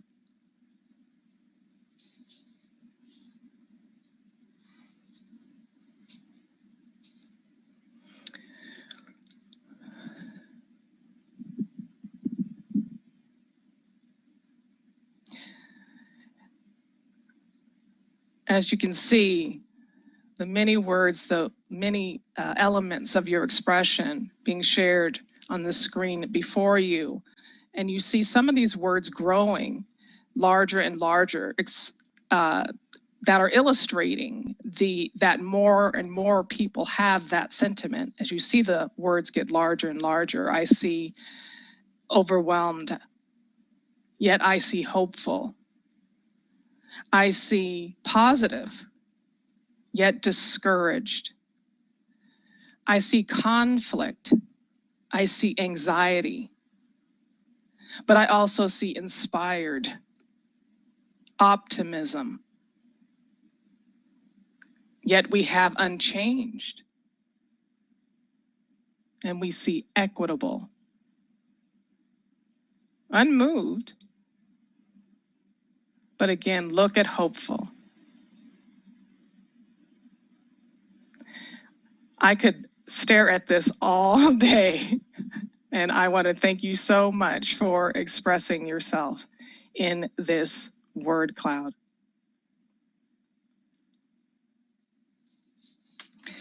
Thank you for everyone for participating and expressing how you are feeling about the future of campus safety. We are now ready to take a break, and we are going to return in 5 minutes. Are we going with a 5-minute break?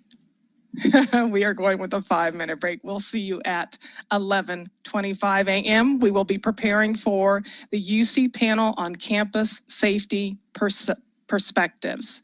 We will see you at 11:25 a.m. Thank you.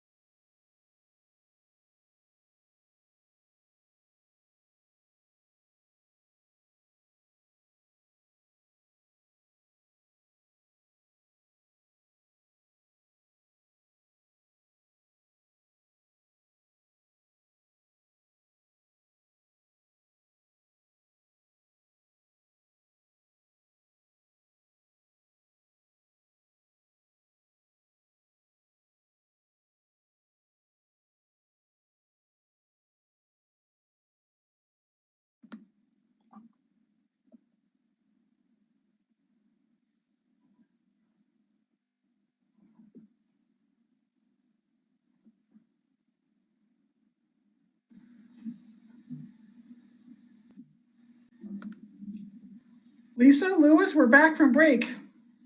Yeah, I'm on. I'm waiting for me to be turned on. There we go. Great. Welcome back, everybody. Having a conversation among almost 200 people is always challenging, and even more so in the virtual space. To broaden the conversation, we appreciate hearing from some external speakers on their experience and their research, but now we want to focus on the UC system and the UC family. So the symposium conveners have asked 7 individuals from around the University of California to set the table for the dialogue to come. These individuals represent a spectrum of different perspectives and experiences surrounding campus safety. Our hope is that together they will stitch together for you a collaborative picture of the challenges the UC system faces in addressing the topics and issues spoken about by our keynote speakers. After that, we're going to take a short, they'll have a little bit of time, we hope, left for some discussion amongst them. And then after that, we're going to take a short lunch break and then come back to participate in small group discussions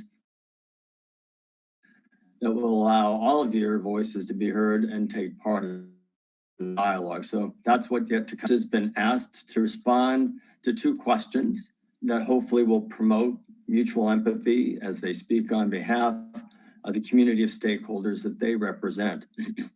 The questions they're going to respond to in the 6 minutes each of them has are, number 1, what does campus safety mean to you? And second, how does campus policing affect your community? I think we've got everybody there. So I'm just going to go through real quickly and introduce them with their titles, and then we'll start listening to them one by one. We have Naomi Waters, undergraduate student from the University of California, Riverside. We have Carol Sarin, Professor Emerita of Criminology, Law, and Society from UC Irvine. We have Yesenia Curiel, the Care Director at UC Merced and Staff Assembly President and Council of UC Staff Assemblies. We have Joseph Farrow, Chief of Police at the University of California, Davis. Miriam Lamb, Vice Chancellor of Diversity, Equity, and Inclusion from University of California, Riverside. Monroe Gordon, Vice Chancellor of Student Affairs at UCLA and Chair of the Student Mental Health Oversight Committee. And Roberto Rivera, a doctoral student from UC Riverside. And no further ado, our first speaker is going to be Naomi Waters. Thank you, Naomi. Thank you. Good morning to you all. I am Naomi Waters from UC Riverside. I serve as the Campus Climate Officer for the Racial Justice Now campaign for the UC Student Association. My remarks this morning will rely heavily on my experience in these roles, the data I've collected, and the experience of my peers and my personal experience with institutional violence and ineptitude. Uniquely, I have attended all 3 California's post-secondary institutions, the CSU, Community College, and now the UC, which has given me a truly broad insight into the matters of campus safety. During my time at Humboldt State University, I was active in advocacy for students for safety and marginalized student programming. I was the center of racial taunts and threats. Violence seemed imminent. After I left the university, a rash of attacks of Black students culminated in the stabbing death of a student. His name was Josiah Lawson. From this experience, I learned institutional apathy is deadly and everywhere is Humboldt. When it comes to safety and policing, everywhere is Louisville, everywhere is Ferguson, and everywhere is Minneapolis. I don't fancy myself a clairvoyant, but it takes very little imagination to see the signs that something devastating is about to happen. The UC has its own horrors and must atone for. As a leader on the UCSA's board, my research has led me to a history of violence, secrecy, and incivility of UCPD and the university's larger mishandling of their deeds. My research has begun with the UC's sponsored Robinson-Eatley report, co-authored by none other than William Bratton of LAPD's infamous Rampart scandal and pioneer of broken windows policing in California. It is therefore not a shock that a decade later, We learned and discussed of the militarized surveillance of graduate students at the Santa Cruz strike and UCLA's previous plan to institute facial recognition software. However, one of the most emblematic events came fall 2019 on UCB's campus, as students demonstrated against the presence of right-wing pundits and culture. Officers engaged in brazenly unsettling behavior, including taking sniper positions atop of campus buildings. Students are viewed as combatants rather than conciliators in their own education. We ask today to define what is campus safety. How will the experience of students suggest that we don't feel safe? The UC's inability to secure the objective contributions to be deepening, lends to the deepening hypocrisy of UC and its safeguarding campus climate and student safety. As the UC launches new task force, we must heed the words of UC Santa Cruz professor Angela Davis, CSULA's Melina Abdullah, UCLA's Robin D.G. Kelly, in their recent op-ed calling for the substantial disarming and dismantling of UCPD. Our system is in crisis. The UC, which prides itself as a leader in innovation, must also be equally in its approach to campus safety and policing. We must challenge the UC to be a leader, not just in a technical or mathematical sciences, but also a leader in equity, justice, and safety for all. Niceties simply will not do. Students have consistently delineated their concerns around campus safety and policing, and define their own terms that charge accountability as safety, disarmament as safety, demilitarization as safety, defunding as safety, and abolition as safety. Students' diegetic reality must seriously be regarded in this process and all others that directly concern their intellectual and physical well-being. Student voices and experience must be centered going forward.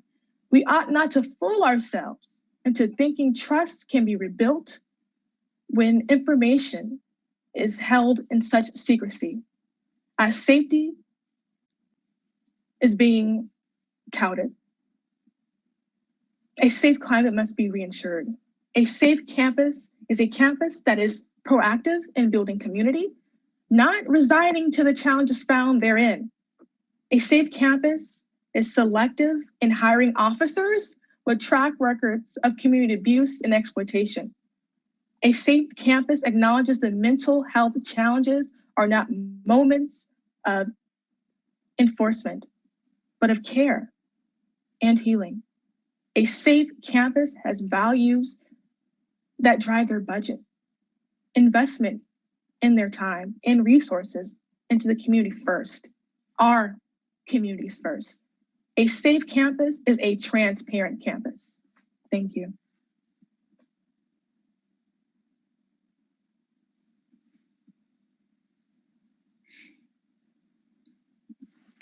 Sorry, Professor Sarin, you're next. Thank you. Okay, thank you. Hello, and thank you all. My name is Carol Saron. I'm Professor Emerita in the Department of Criminology, Law, and Society at UC Irvine. Today, I also represent the UC Academic Senate. None of you will be surprised to learn that I have never had a negative encounter with a police officer. As a scholar, I had studied racial and gender bias in the federal courts, and around 15 or 20 years ago, I was asked to conduct a study of police misconduct by the Civilian Complaint Review Board of New York City.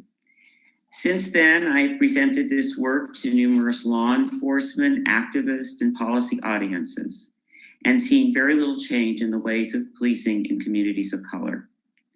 In the wake of last summer's demonstrations and calls for reform, I come to this conversation with great frustration, both with our governance of policing and with policing's failure to grapple with their history of systematic racism directed at communities of color. Drawing on my experience as a scholar who has studied aspects of policing and as a professor who has taught law and society courses for decades, I trust that the following will be taken seriously as we reimagine public safety at the University of California. My goal is twofold: to inform our conversation and hopefully to stimulate much needed creativity and imagination as a precursor to real, sustainable institutional change in campus policing at UC, a system to which I have considerable commitment and allegiance. While public safety is definitely a responsibility of the university, in contrast to municipalities, policing was a choice. And as we've heard, until the 1960s, most universities did not employ their own police department. And each of you, I'm sure, can easily figure out why the 60s were a turning point. But having made this choice, the university has a particular responsibility for deciding whether, how, and when it will deploy police. To my mind, this means that all facets of campus leadership, faculty, staff, and students, but beginning with the president and the chancellors, are responsible for setting the tone, articulating the mission and scope of responsibility of police on campus. Now, if UC is to continue to deploy police to protect public safety, we need systematic analyses of where and when police are effective and efficacious, and where other forms of support, for example, counseling, may be more effective. Here I'm speaking of data management systems, for example, that allow for year-over-year patterns of police-citizen encounters by race, ethnicity, and gender. And with this tool, we may begin to develop evidence-based baselines for re-envisioning the roles and responsibilities of various services, including police, to ensure public safety. At this point, it's not altogether clear that we have those tools here at UC to begin this process. As we've heard in the previous panel, some may put this in the bucket of defunding. I would simply see it as a responsibility of effective governance of what is essentially a paramilitary organization. As an academic community, we have a particular responsibility to ensure that public discourse, debate, and peaceful protest are protected rights. This, after all, as President Drake pointed out, goes to the very essence of a university's mission. In light of this fundamental value of the university, it is particularly important to have thoughtful plans in place to monitor protest and dissent, where police are the last line of resort and where police are as committed to ensuring the exercise of this right as they are to preventing and responding to violence. If UC is to continue to protect public safety, then we must have clear and transparent mechanisms of accountability, including incidents of alleged misconduct. Civilian oversight must be robust and dispositive, as we've heard in the previous discussion. It is imperative that we move from symbolic advisory boards to oversight with teeth. And finally, as a citizen, I ask that police be required to take seriously their historical and contemporary role in reproducing systematic patterns of racialized policing. Improved training, including implicit bias and procedural justice, are fine, but training that skips the historical context of policing in America is not fine. While police are by no means the only guilty institutional force responsible for a legacy of racialized patterns of discrimination and inequality in the United States, they have certainly been a contributing factor. Just as we are demanding that our university, and indeed all institutions, take a serious look at our unintentional role in reproducing societal inequalities, so we must demand the very same of our police. Thank you for your time and consideration.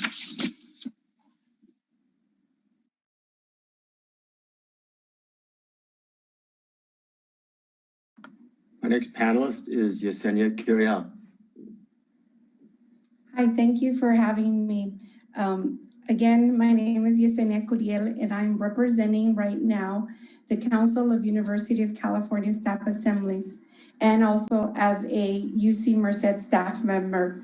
I'm here representing staff from custodial workers to actually also police officers who are part of staff. From not only my campus, UC Merced, but as well as other campuses. I did reach out to them in order to get some feedback in regards to my statement here to you all today. If you ask many of the staff members, what does campus safety mean to you? You will get a wide range of responses because it depends on folks' lived experience and their identities. What I have heard from people is that many want to work in a safe place. They want to work in a place where they feel free of fear, and they want to trust that they are accepted and respected as equal members of our campus community. However, I feel that as a system, we still need to do work. For example, systemic racism is embedded in various institutions such as ours, higher education, healthcare, and the social justice system. We need to confront the realities of our past, and we need to engage folks in lived experiences to transform and reevaluate and reinvent practices that harm some of our community members. Now, when I'm considering the question, how does campus policing affect your community? I'm not able to answer it without, again, acknowledging, and many of us have heard this, the truth that policing has racist roots. We need to validate that we may have some people in our departments throughout the system who are struggling with change. They may be resistant to learn from non-law enforcement experts on the issues related to equity, diversity, and inclusion. In addition, the Black Lives Matter movement should not be seen as a threat, but as an opportunity to learn and to grow. I also want to give credit to the departments that are transforming and reinventing their departments and are integrating themselves into the campus community. For example, on my campus, our chief is the first Hmong chief of police within the nation, and he's made significant changes to diversify his team, and some officers throughout the system I know are making efforts to understand issues related to generational trauma. We need to uplift the positive and the transformative changes that are happening on campuses because we still need protection and people to uphold the law. As a care director, I'm also, I cannot ignore the fact that I need to collaborate with UCPD because we need them to serve protection orders. We need them to take down in a very trauma-informed way reports of survivors. So as a system, we need to hold accountable our community partners as well because the UC Police Department does not work in a silo. Our staff members work in the communities. And so I think it is also important and critical that the UC system needs to engage community agencies to truly make a systemic change in the field. Now, I'm here because I'm optimistic and I'm hopeful that transformative change or reinvention of policing is going to happen. I want to make sure that all staff, specifically Black staff members and other folks of color, will one day feel welcome and feel free of fear and feel like they're treated like human beings on all of our campuses. And this is something that I believe that there's a lot of well-intended individuals that have power and have the opportunity to create these changes. But we all need to be supportive and engaged in order to see this through. So we need the commitment from all staff to be able to do this work, to really transform the place where we come to work, and as well as how it will impact the communities that we live in. Thank you. Yes, Joseph Farrell. Good morning, I'm Joe Farrell. I'm the chief at UC Davis, and I'm here to represent the UC Council of Police Chiefs. Dr. Drake and Chairperson Perez, thank you for bringing us together and affording me the opportunity to speak here this morning. I will begin by saying that I am in my 42nd year in law enforcement, with the last 3 being here at UC Davis. This opportunity has allowed me to continue the conversations and the necessary hard work of further professionalizing the institution of policing. Dialogues for me that date back several years when I first had the opportunity to listen with authority and experience to the conversations taking place across the country.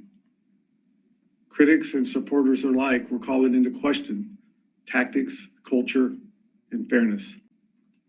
While much has been accomplished, incidents across the nation continue to expose the harsh realities that policing is not a perfect discipline. It's important to note that people are listening, though, and the road towards a more contemporary and inclusive system is progressing and remains everyone's priority. This goal is achievable only when we all listen and engage in these critical discussions. In response to the universal questions asked here today, I will respond the way I did when I was hired by Chancellor May. Campus safety is about the creation of an environment that allows the university to fulfill its mission of research, learning and discovery, and medical treatment and advances. Our safety culture has to promote this mission so people remain safe, and more importantly, that they feel safe, so they are able to experience what our universities offer. Everything we do should support the mission, and nothing should be in place to detract, impede, or prevent our community members from these experiences. Policing on our campuses, both academic and health campuses, should not serve in isolation or in a silo, but rather should work in harmony with campus partners, including safety services, student affairs, Title IX and compliance, faculty and academic leaders, athletics, our police accountability boards, the offices of diversity, equity, and inclusion, care, student health and counseling, and most importantly, our students and employees themselves. Lastly, personal responsibility and modern technologies such as control access, alarms, security cameras, emergency call boxes, lighting, and safe rides and security escorts are essential for maintaining a safe campus environment. In addressing the question of how does campus policing affect your community, for me, I'd like to start by saying I do not believe our students and communities need to be policed, or perhaps more importantly, feel that they are policed. However, they most assuredly need the services and security that our police departments provide. The university's clear crime statistics serve to illustrate this point. In response to the specific question, though, I'm not sure there is a clear, singular thought that captures all viewpoints. However, the national discussion and the surrounding turbulence around policing calls for a critical evaluation of what works and what doesn't. For those who see policing as something done for them, their perspective is much different from those who view policing as something done to them. These are indeed polar opposite perceptions that must be addressed not only in our police departments, but in our broader community as well.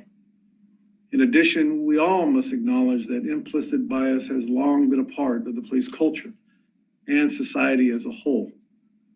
Together, we must continue to be vigilant in challenging our implicit bias, writing policies that confront it and train to overcome it. We have to be careful to not overpolice, and we need to work hard to address and resolve issues prioritizing holistic policing and restorative justice. While some suggest the future of policing on our college campuses is not within the police department's control, with innovative thinking and universal system-wide support, I believe the opposite is true. I believe we can and do have the mindset and motivation to help create a new model of public safety. The University of California is a leader in so many fields, and if done right, we can be leaders in campus safety. We are fortunate that our police departments are made up of some of the most committed and compassionate people who are dedicated to our principles of community. Many of them are UC alumni or college educated and are a diverse, highly trained staff. Because so many of our teams are closely affiliated with our campuses, we have a unique shared background and substantial commonality with our students and staff that only serves to enhance that understanding and trust. Additionally, achieving the nation's highest standard of accreditation is not just a goal, it is becoming a reality, something that we should all embrace and recognize the significance of operating at the highest level and implementing the most contemporary best practices in the nation. Perhaps most importantly, we do need to be held accountable and responsible. And we are hopeful that that accountability focuses on us and not on the events over which we have no control. But let me make it clear though, law enforcement doesn't always get it right. And while singular events outside of UCPD shouldn't define us, there is no doubt that our reactions to such events certainly may. Like you, we see the news stories of police officers committing sometimes horrific and inexcusable acts of violence. We too are moved to reflect and re-examine our own policies and procedures with a sense of urgency and purpose. And reflecting on our own department, sadly, there have been some high-profile incidents involving our own police that tarnish the image and credibility of all UCPDs. These incidents, while isolated and perhaps rare, certainly should not be forgotten as they serve as a stark reminder of what can go wrong with policing. However, personally, I don't believe the value systems of those departments in place then exist anymore. They are being replaced with departments who recognize the realities of the present and have fully adopted the service guardian philosophy, the for them philosophy, a philosophy that ultimately will change the conversation on policing. Thank you for this opportunity to speak here this morning. Miriam Lamb, you're next. Hi, I'm Vice Chancellor for Diversity, Equity, Inclusion, and Faculty in Comparative Literature and Cooperating and Ethnic Studies at UC Riverside, and I'm currently the chair of our Council of 10 Chief Diversity Officers across the system, so my comments today are meant to represent all of our work across the 10 campuses. Our work is to ensure an inclusive, equitable, and healthy campus climate for all constituency groups, students, staff, faculty, alumni, and the university's relationships with the communities in which our campuses are embedded, and advocating for campus infrastructure, policies, strategies, and programming that work towards student success and faculty innovation. Assuring success in these areas requires a form of campus safety in which all members of the campus community feel that their physical and psychological safety is of primary importance to the university so that they can concentrate instead on their academic success. The way policing is understood by society today is that of patrolling and surveillance by armed law enforcement divisional units as the primary form of campus safety most visibly practiced in the UC. And it is this form of policing as campus safety that has had a triggering effect for large numbers of our campus community, including our Black, Brown, Indigenous, undocumented, formerly incarcerated and system impacted, transgender and gender non-binary, international community members, and others, because the form of safety it prioritizes is one of securitization, discipline, and punishment that is seen as an historical evolution and perpetuation of deeper systemic forms of national, global, and institutional exclusion or gatekeeping, exploitation, discrimination, and anti-Black racism and violence that cannot seem to fully eradicate the differential treatment and unchecked violence from its occupational practices with ongoing self-determined reforms. This practice then is one that appears antithetical to the UC academic mission. Relatedly, notions of community policing, while well-intentioned in their aspirations for community building between law enforcement personnel and campus community members, where UC police officers are part of that tight-knit sense of community, appear to dismiss, obfuscate, or turn a blind eye to the historical and current national political climate, thereby coming across as premature, naive, and at worst, tone-deaf in their resistance to our social realities. Such a genuine and comprehensive sense of shared community can take decades to build the required level of trust needed to sustain itself, and is not a philosophical principle we can simply pivot toward on a dime. In another register of community policing, we know that UC police departments are not the only members of our campuses that police the community. While some of our police officers come from our own student bodies and pride themselves on strong relationships with some of our student organizations, that cannot be said of many of our students and organizations that may have deeply scarred histories and experiences with the criminal, law and justice, immigration, detention, and investigation bodies at large. We know that we also have individuals who may weaponize law enforcement against other campus community members, making it even more crucial that safety procedures and protocols on campuses do all they can to prevent such opportunities for abuse. Exploring all forms of campus safety include mutual aid with appropriate campus and county partners, including mental health professionals, housing entities, rehabilitation resources, basic needs partners, and more. We field great upset about wellness checks being conducted by campus police. A student who might be in emotional distress may be further impacted by a police officer conducting a wellness check, not to mention the impact on everyone in that classroom. As chief diversity officers serving on task forces discussing the consequences of such actions, assisting in determining clear, actionable deliverables, the possibilities of unarmed civilian campus safety ambassadors, what exists beyond internal investigations for police accountability, transformative justice programs, and what recommendations might need union and/or state law changes, to name a few considerations. We can make these familiar, concrete campus recommendations as individual campuses, but we would be remiss finally if we didn't state clearly that all these conversations and the work of all our 10 campuses take place within the context of decades-long calls for police abolition in the state of California and nationwide. Our campus stakeholders, in light of the white supremacy and embedded ambivalent police infiltrations witnessed at the Capitol riots, will not allow us to sidestep concerted engagement with abolition as a path toward overcoming the carceral, industrial, academic complex in which the UC system sits within the state of California's financial structure.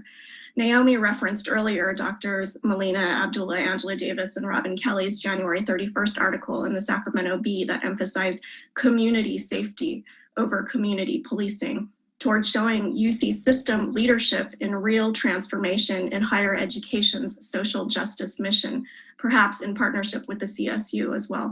Without palpable structural, institutional, and systemic changes to the way campus safety is visibly practiced on our campuses, we may continue to foster a climate of fear and anxiety, rather than the emotional well-being and academic thriving we aim to advance for our campus communities. Thank you.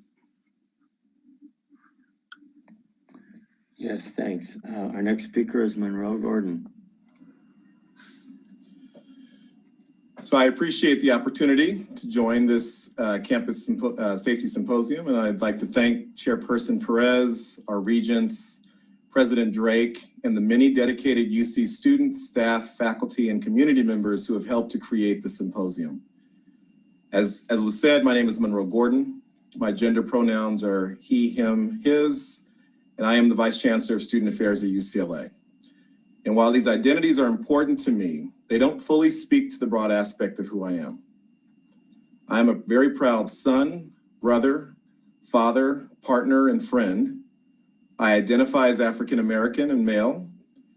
I'm a man of faith and a higher power. I'm a double Bruin and a former student athlete and litigator.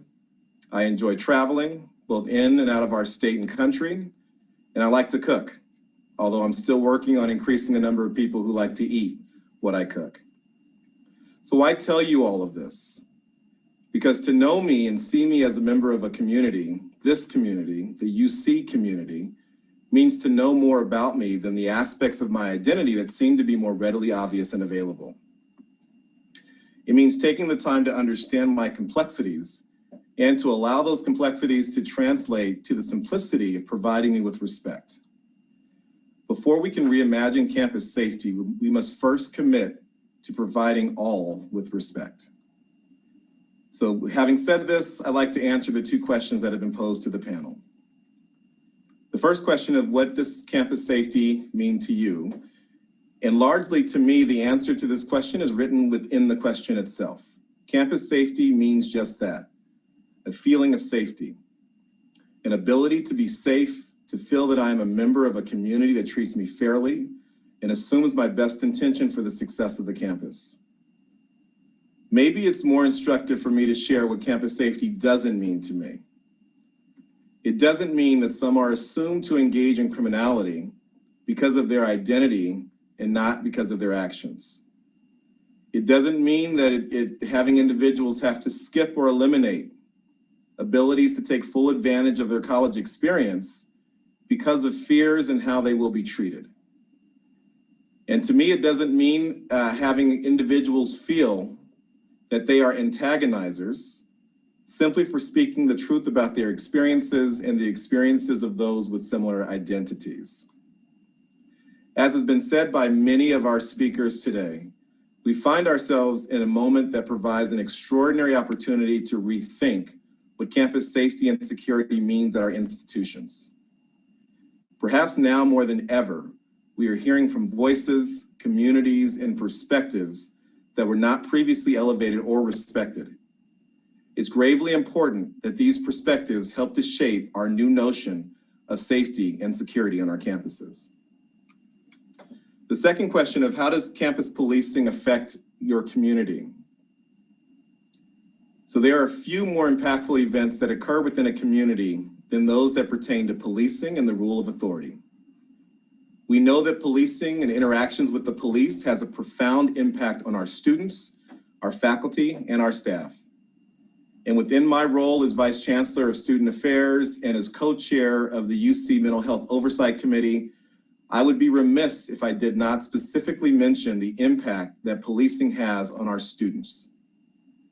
This is true for all identities of students, but the disparities can be seen even more clearly amongst our students of color, undocumented students, and those students who identify as LGBTQ.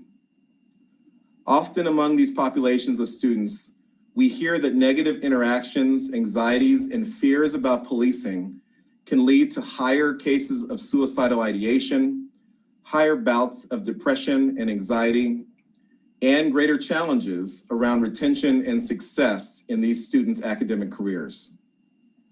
I cannot state more clearly that we have an affirmative obligation to not simply work toward, but to ensure that our students feel safe and secure being their full selves in and around our campuses.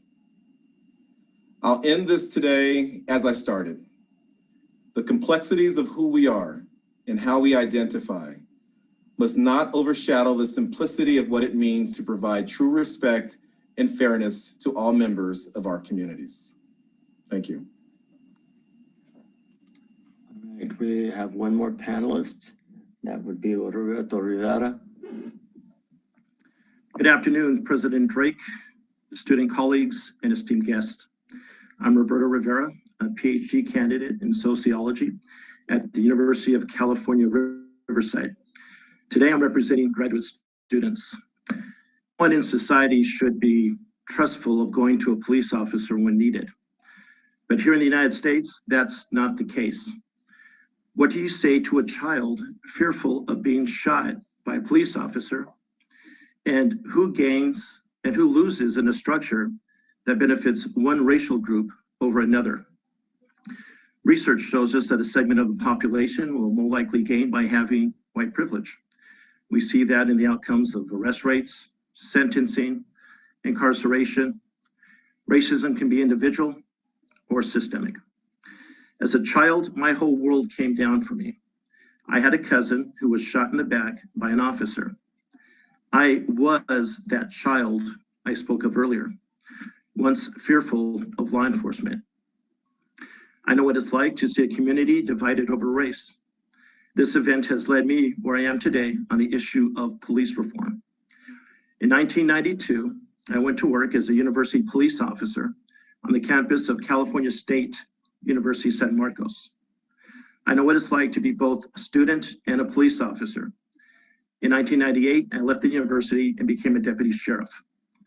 During my tenure as a deputy, my department had an unprecedented trio of unrelated officer-involved shootings in a 5-day period.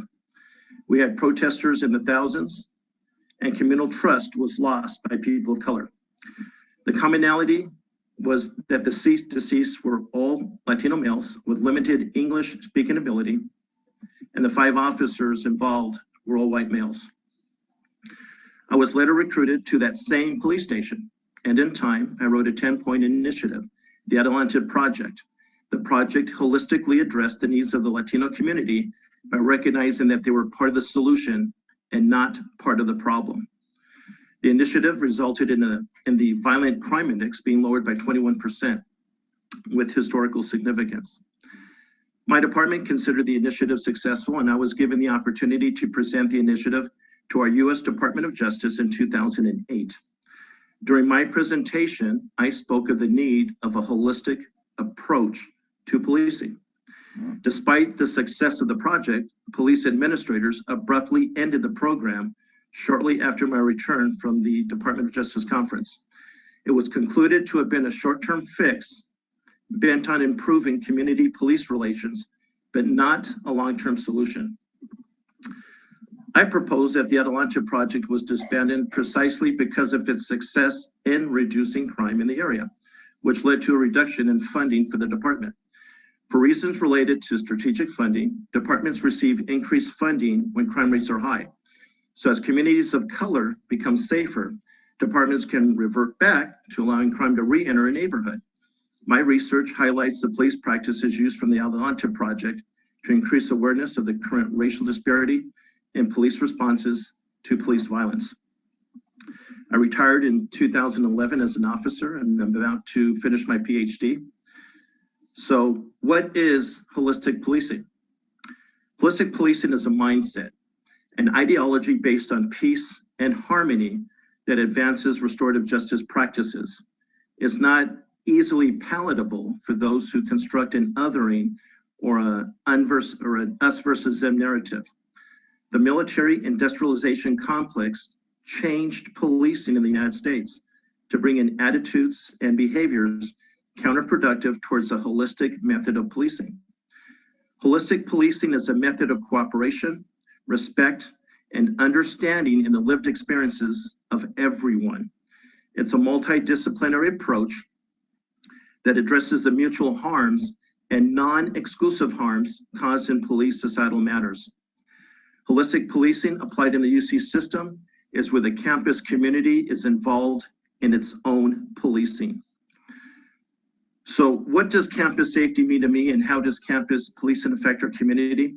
When it comes to policing, you have to take a whole community approach, and transparency is paramount in building trust. We have to move away from a national model of a violent racialized forefront.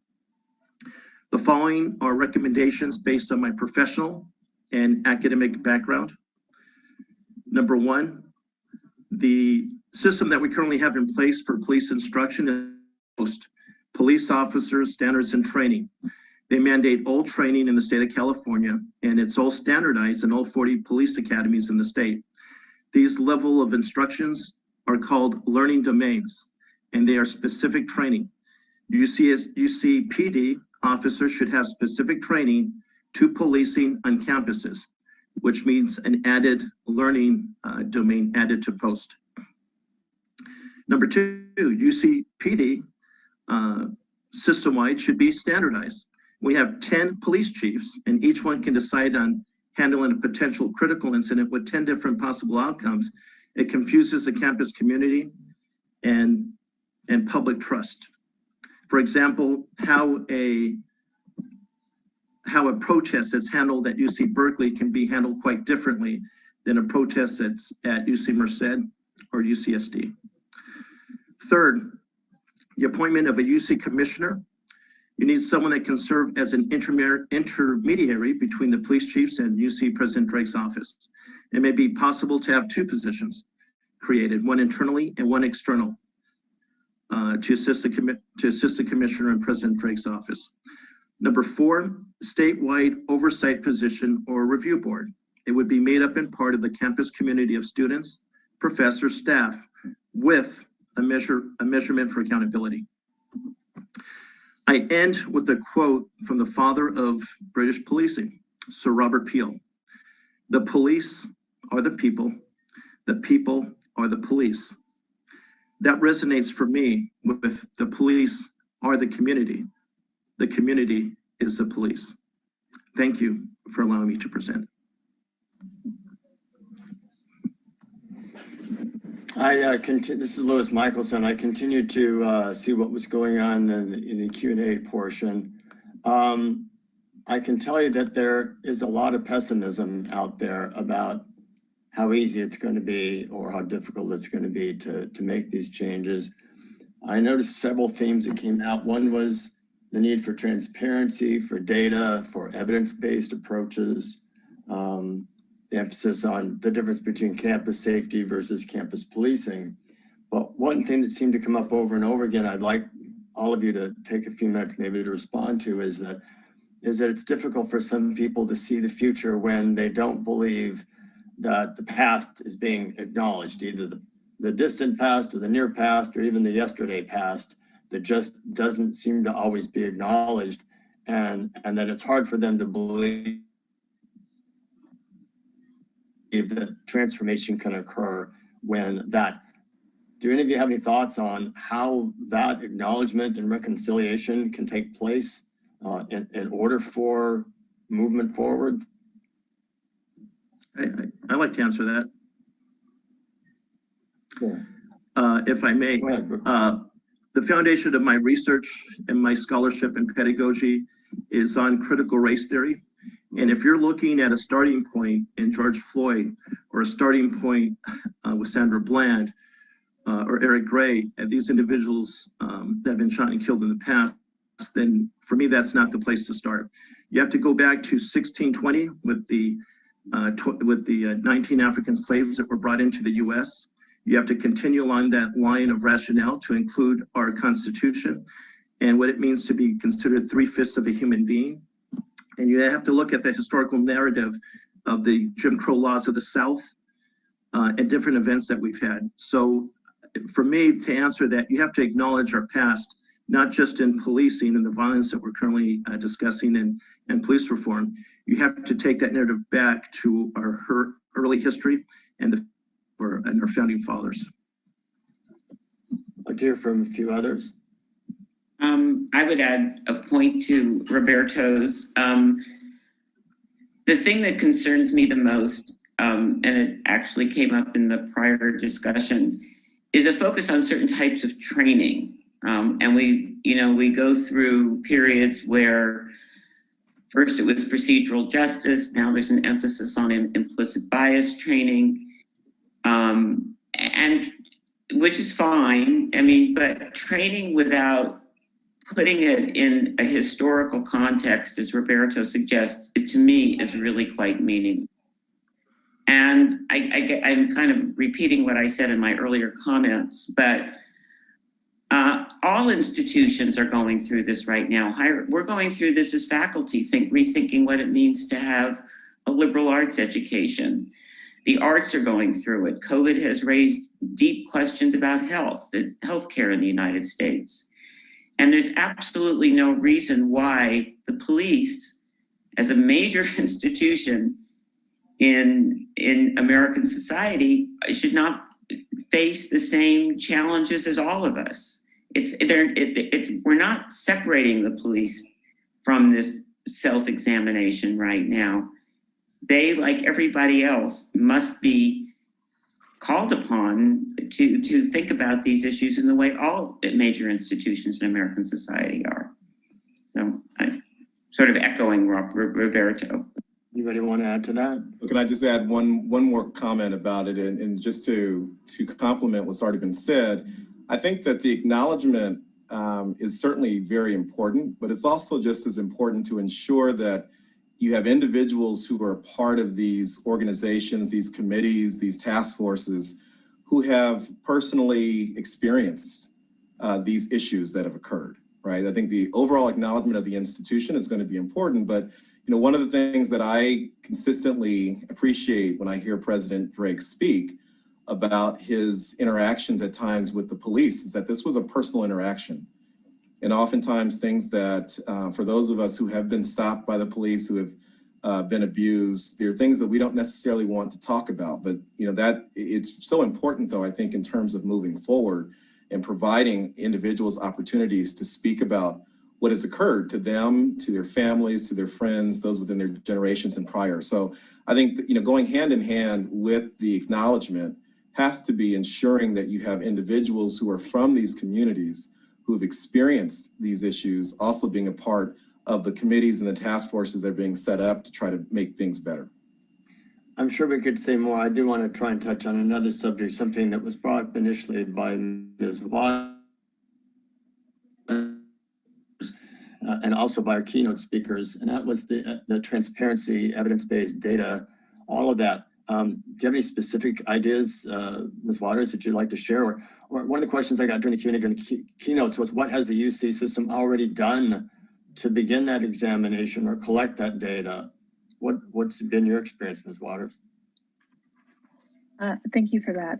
So we're looking for transparency on all fronts, transparency in data, how it's contrived specifically. So we're looking for data on police stops, citations as well, who's being cited, right? And what campuses have the highest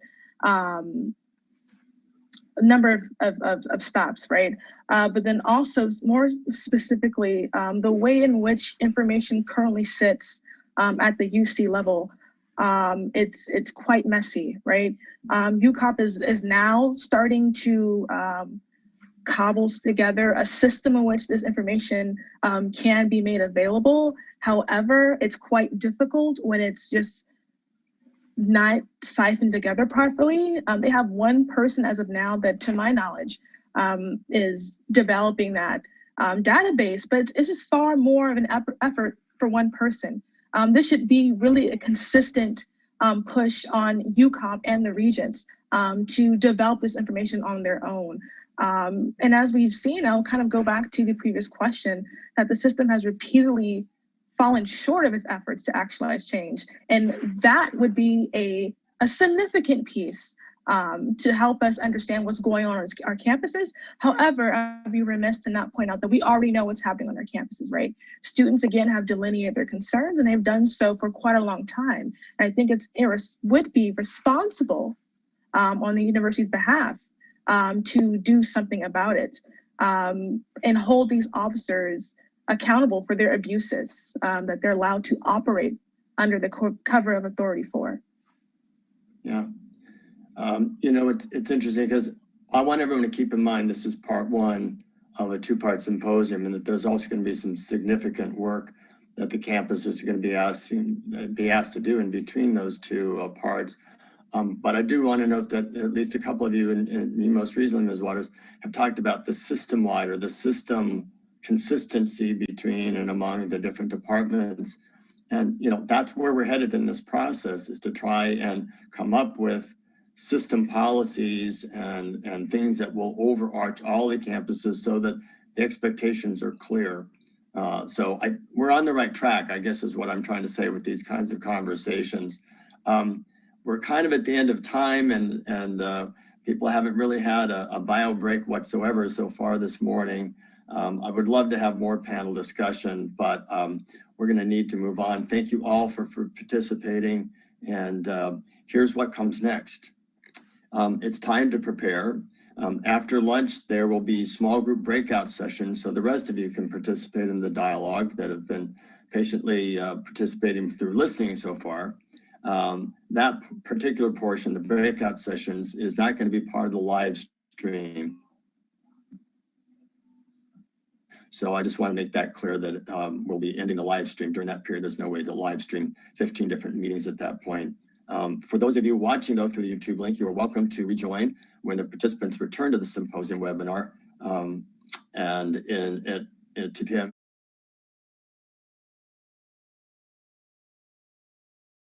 Thank you everybody for coming back to the webinar.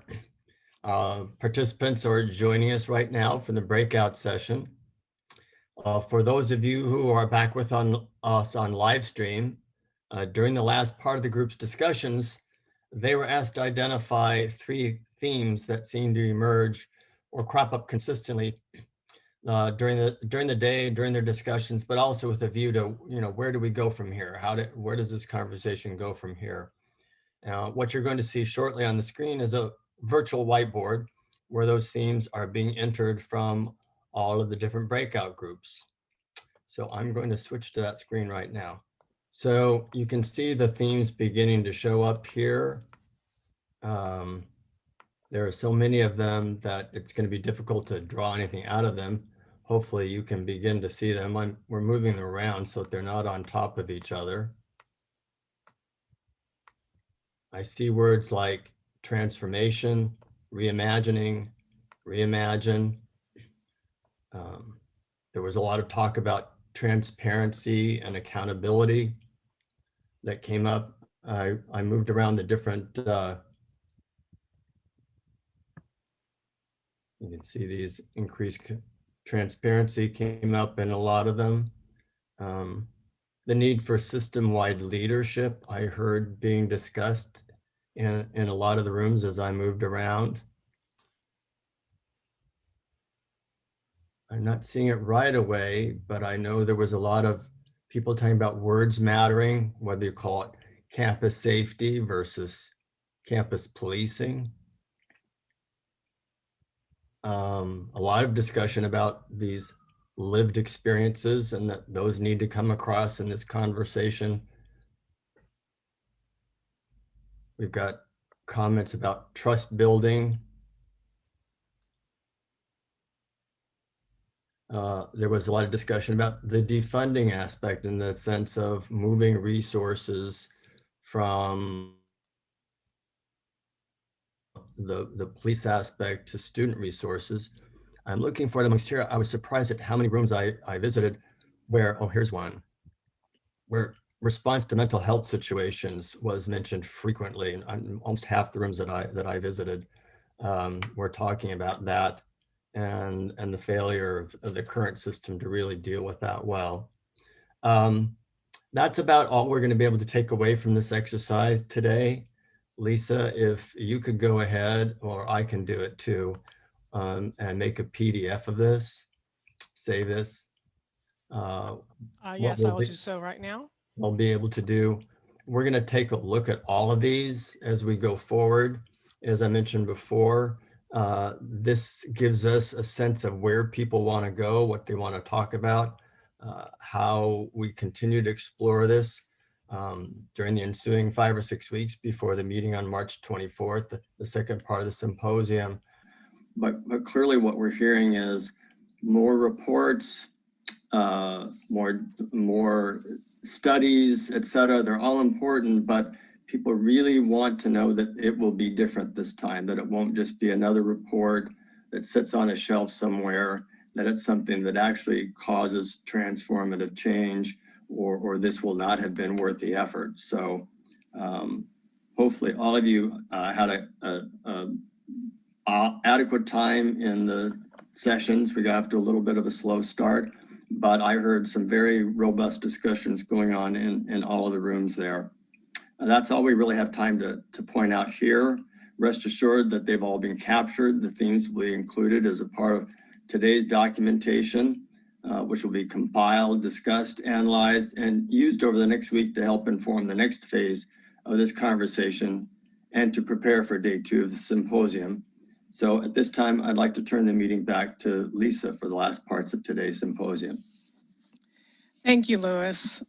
We hope everyone has enjoyed being a part of today's symposium. You have heard from keynote speakers, you have heard from panelists, and you have had the opportunity to participate in breakout sessions to share your thoughts and further the discussion. We would like to provide a final opportunity for you to express your sentiment about today's symposium, all that was shared, and the future of campus safety by participating in a culminating word cloud. So please get out your cell phones once again to participate. For those of you who already participated in our word cloud this morning, you will not need to rejoin the poll or session. In just a minute, I'm going to present a statement. Then I will ask you to text your one-word response. For those of you who did not participate in the word cloud earlier this morning, instructions on how to participate are now being provided in the chat function. I'll give you a minute to grab your cell phones. And again, you do not need to rejoin. You're just going to send a text after I present your question.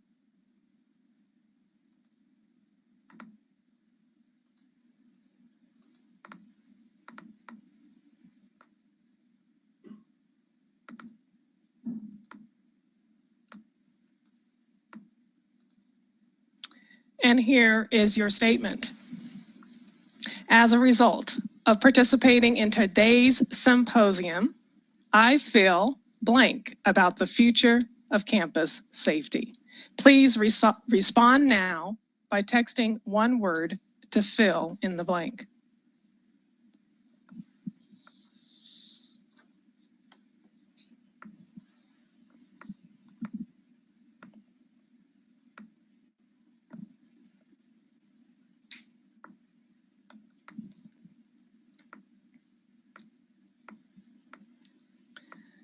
So we're seeing a range of sentiments, emotion, and ranging from hopeless to energized to excited to distressed to urgency to defund to empowered.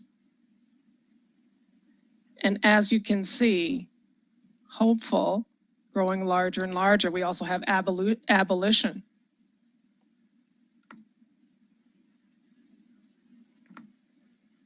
We see called, challenged, better. And again, I could look at this screen all day, and I want to thank you so much, everyone, for participating in our word cloud and expressing your sentiment.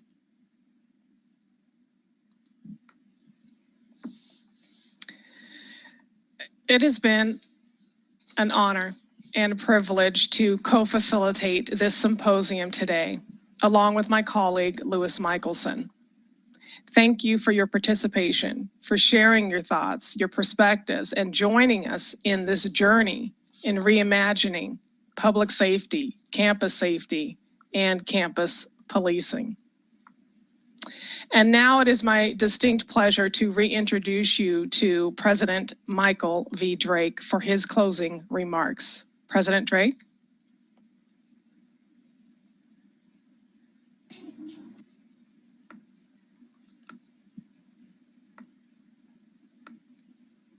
President Drake, your sound.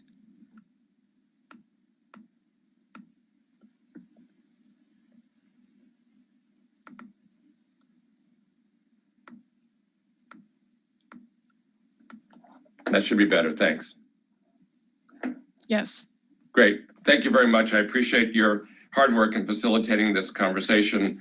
And as we saw from the word cloud, we have a wide variety of opinions and points of view. And our intention was to hear from that wide variety of people and points of view. And I think I'm pleased that we did. And then the next intention is to use that energy, as I said in my earlier comments, to be able to imagine what a future we would like to see would be, and to move ourselves toward that.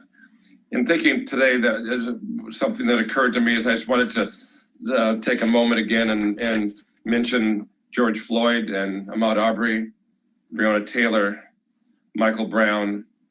I'll mention also Carl Whiteside, a name you've not heard before. That is my sister's murdered son. And I want to say that these people and so many more have suffered at the point of the violence that is perpetrated against people of color, against Black people, against marginalized people, against low-income people, against LGBTQ people, and many others. And I believe that suffering, that pain, that loss is part of what created the energy that brought us here today. And we want to be respectful of and to never forget those people who have suffered and died on the pathway to bringing us to this conversation and to bringing people all over the country to the conversations that have been had in so many jurisdictions over these last months. Our goal, our reason for having the conversation, our reason for asking everyone to come forward is to try to use the collective input and wisdom of the group to create a better future. And we are looking to do that, and we will see that we will do the best that we can to move forward. This is as challenging as anything that we are going to do. If this were straightforward and easy, we would simply look at a great model and then replicate that great model. We'd look at someone who's been successful in this enterprise and we'd say, well, great, let's just do that. But that doesn't exist. There's not anyone who has been successful enough that we would say, gee, that seems like our goal. Let us just emulate that. So we have the extraordinarily challenging task of moving to a place that really has not existed, certainly not at any scale in the past. And the fact that it has not existed, I think, reflects how challenging it's going to be to get there. And we don't want to use that as a reason to not do our very best to create that future. So it will take everyone actually leaning in and doing what they can to contribute to a productive future. I'd like to go over but let me say again, I wanted to thank everyone and thank people for their courage and their willingness to be vulnerable and personal as they lean into this conversation. That is the only way that we can hope to get the authenticity that it will take to move us forward. I appreciated also earlier on the posted board a variety of suggestions and words and themes that showed up. I believe that accountability and transparency were things that showed up multiple times, and that having data, being accountable, being transparent, those are good ways for us to understand what we have and to use our understanding to move forward. And I know that we'll be hearing many other suggestions over these next few weeks. As we conclude this first day of this two-part symposium, I'd like to go over the next steps in anticipation of our next convening on March 24th. First, again, I want to have us all take time to absorb what we've heard and learned today and to thoughtfully consider the themes and questions and perspectives and ideas that were presented. And then using these insights, the team at UCLP working with others will provide each campus with instructions next week so that the campuses can then submit progress reports for their own task forces by mid-March. At our next convening in March, we will ask each campus task force to share their progress reports, see where they are. Working collaboratively then after that, we will use that information, along with everything else that we've learned, to develop system-wide guidelines around campus safety and policing. We really are, the goal really is campus safety. Policing is a means to get there, but the goal really is campus safety. And we're gonna do our best to have system-wide guidelines that we can develop in the late spring. It's my expectation that each campus will finalize their campus action plans by the summer, and we will work to assist the campuses in doing that. I know this will take a lot more work and energy to get there, and I appreciate the effort that everyone's going to put into this. UC is a large and complex enterprise, and this is an ongoing process. Some of our campuses are in the middle of the journey while others are still in the early stages, but I'm confident that we have the ability, the knowledge, and the creativity to make great progress in this area and to do our very best to get this right. As I said this morning, nothing is more important to us than our campus safety and security, and the security and safety of the communities around us and every person within them. And this is a difficult and complicated task, but it's vitally important for the future of the University of California. And finally, I want to close by again expressing my gratitude to everyone who participated and tuned in today. We appreciate your commitment and the attention to this topic. I also want to recognize our speakers who helped inform and guide our dialogue, and to the planning team who put so much time and effort to make this day possible. Let me thank the Board of Regents and Chair Perez, and we look forward to working with our regents as well as our other stakeholders to continue to move this dialogue forward. Thank you all. I look forward to continuing our work together and to seeing many of you again in March. Thank you very much and good afternoon.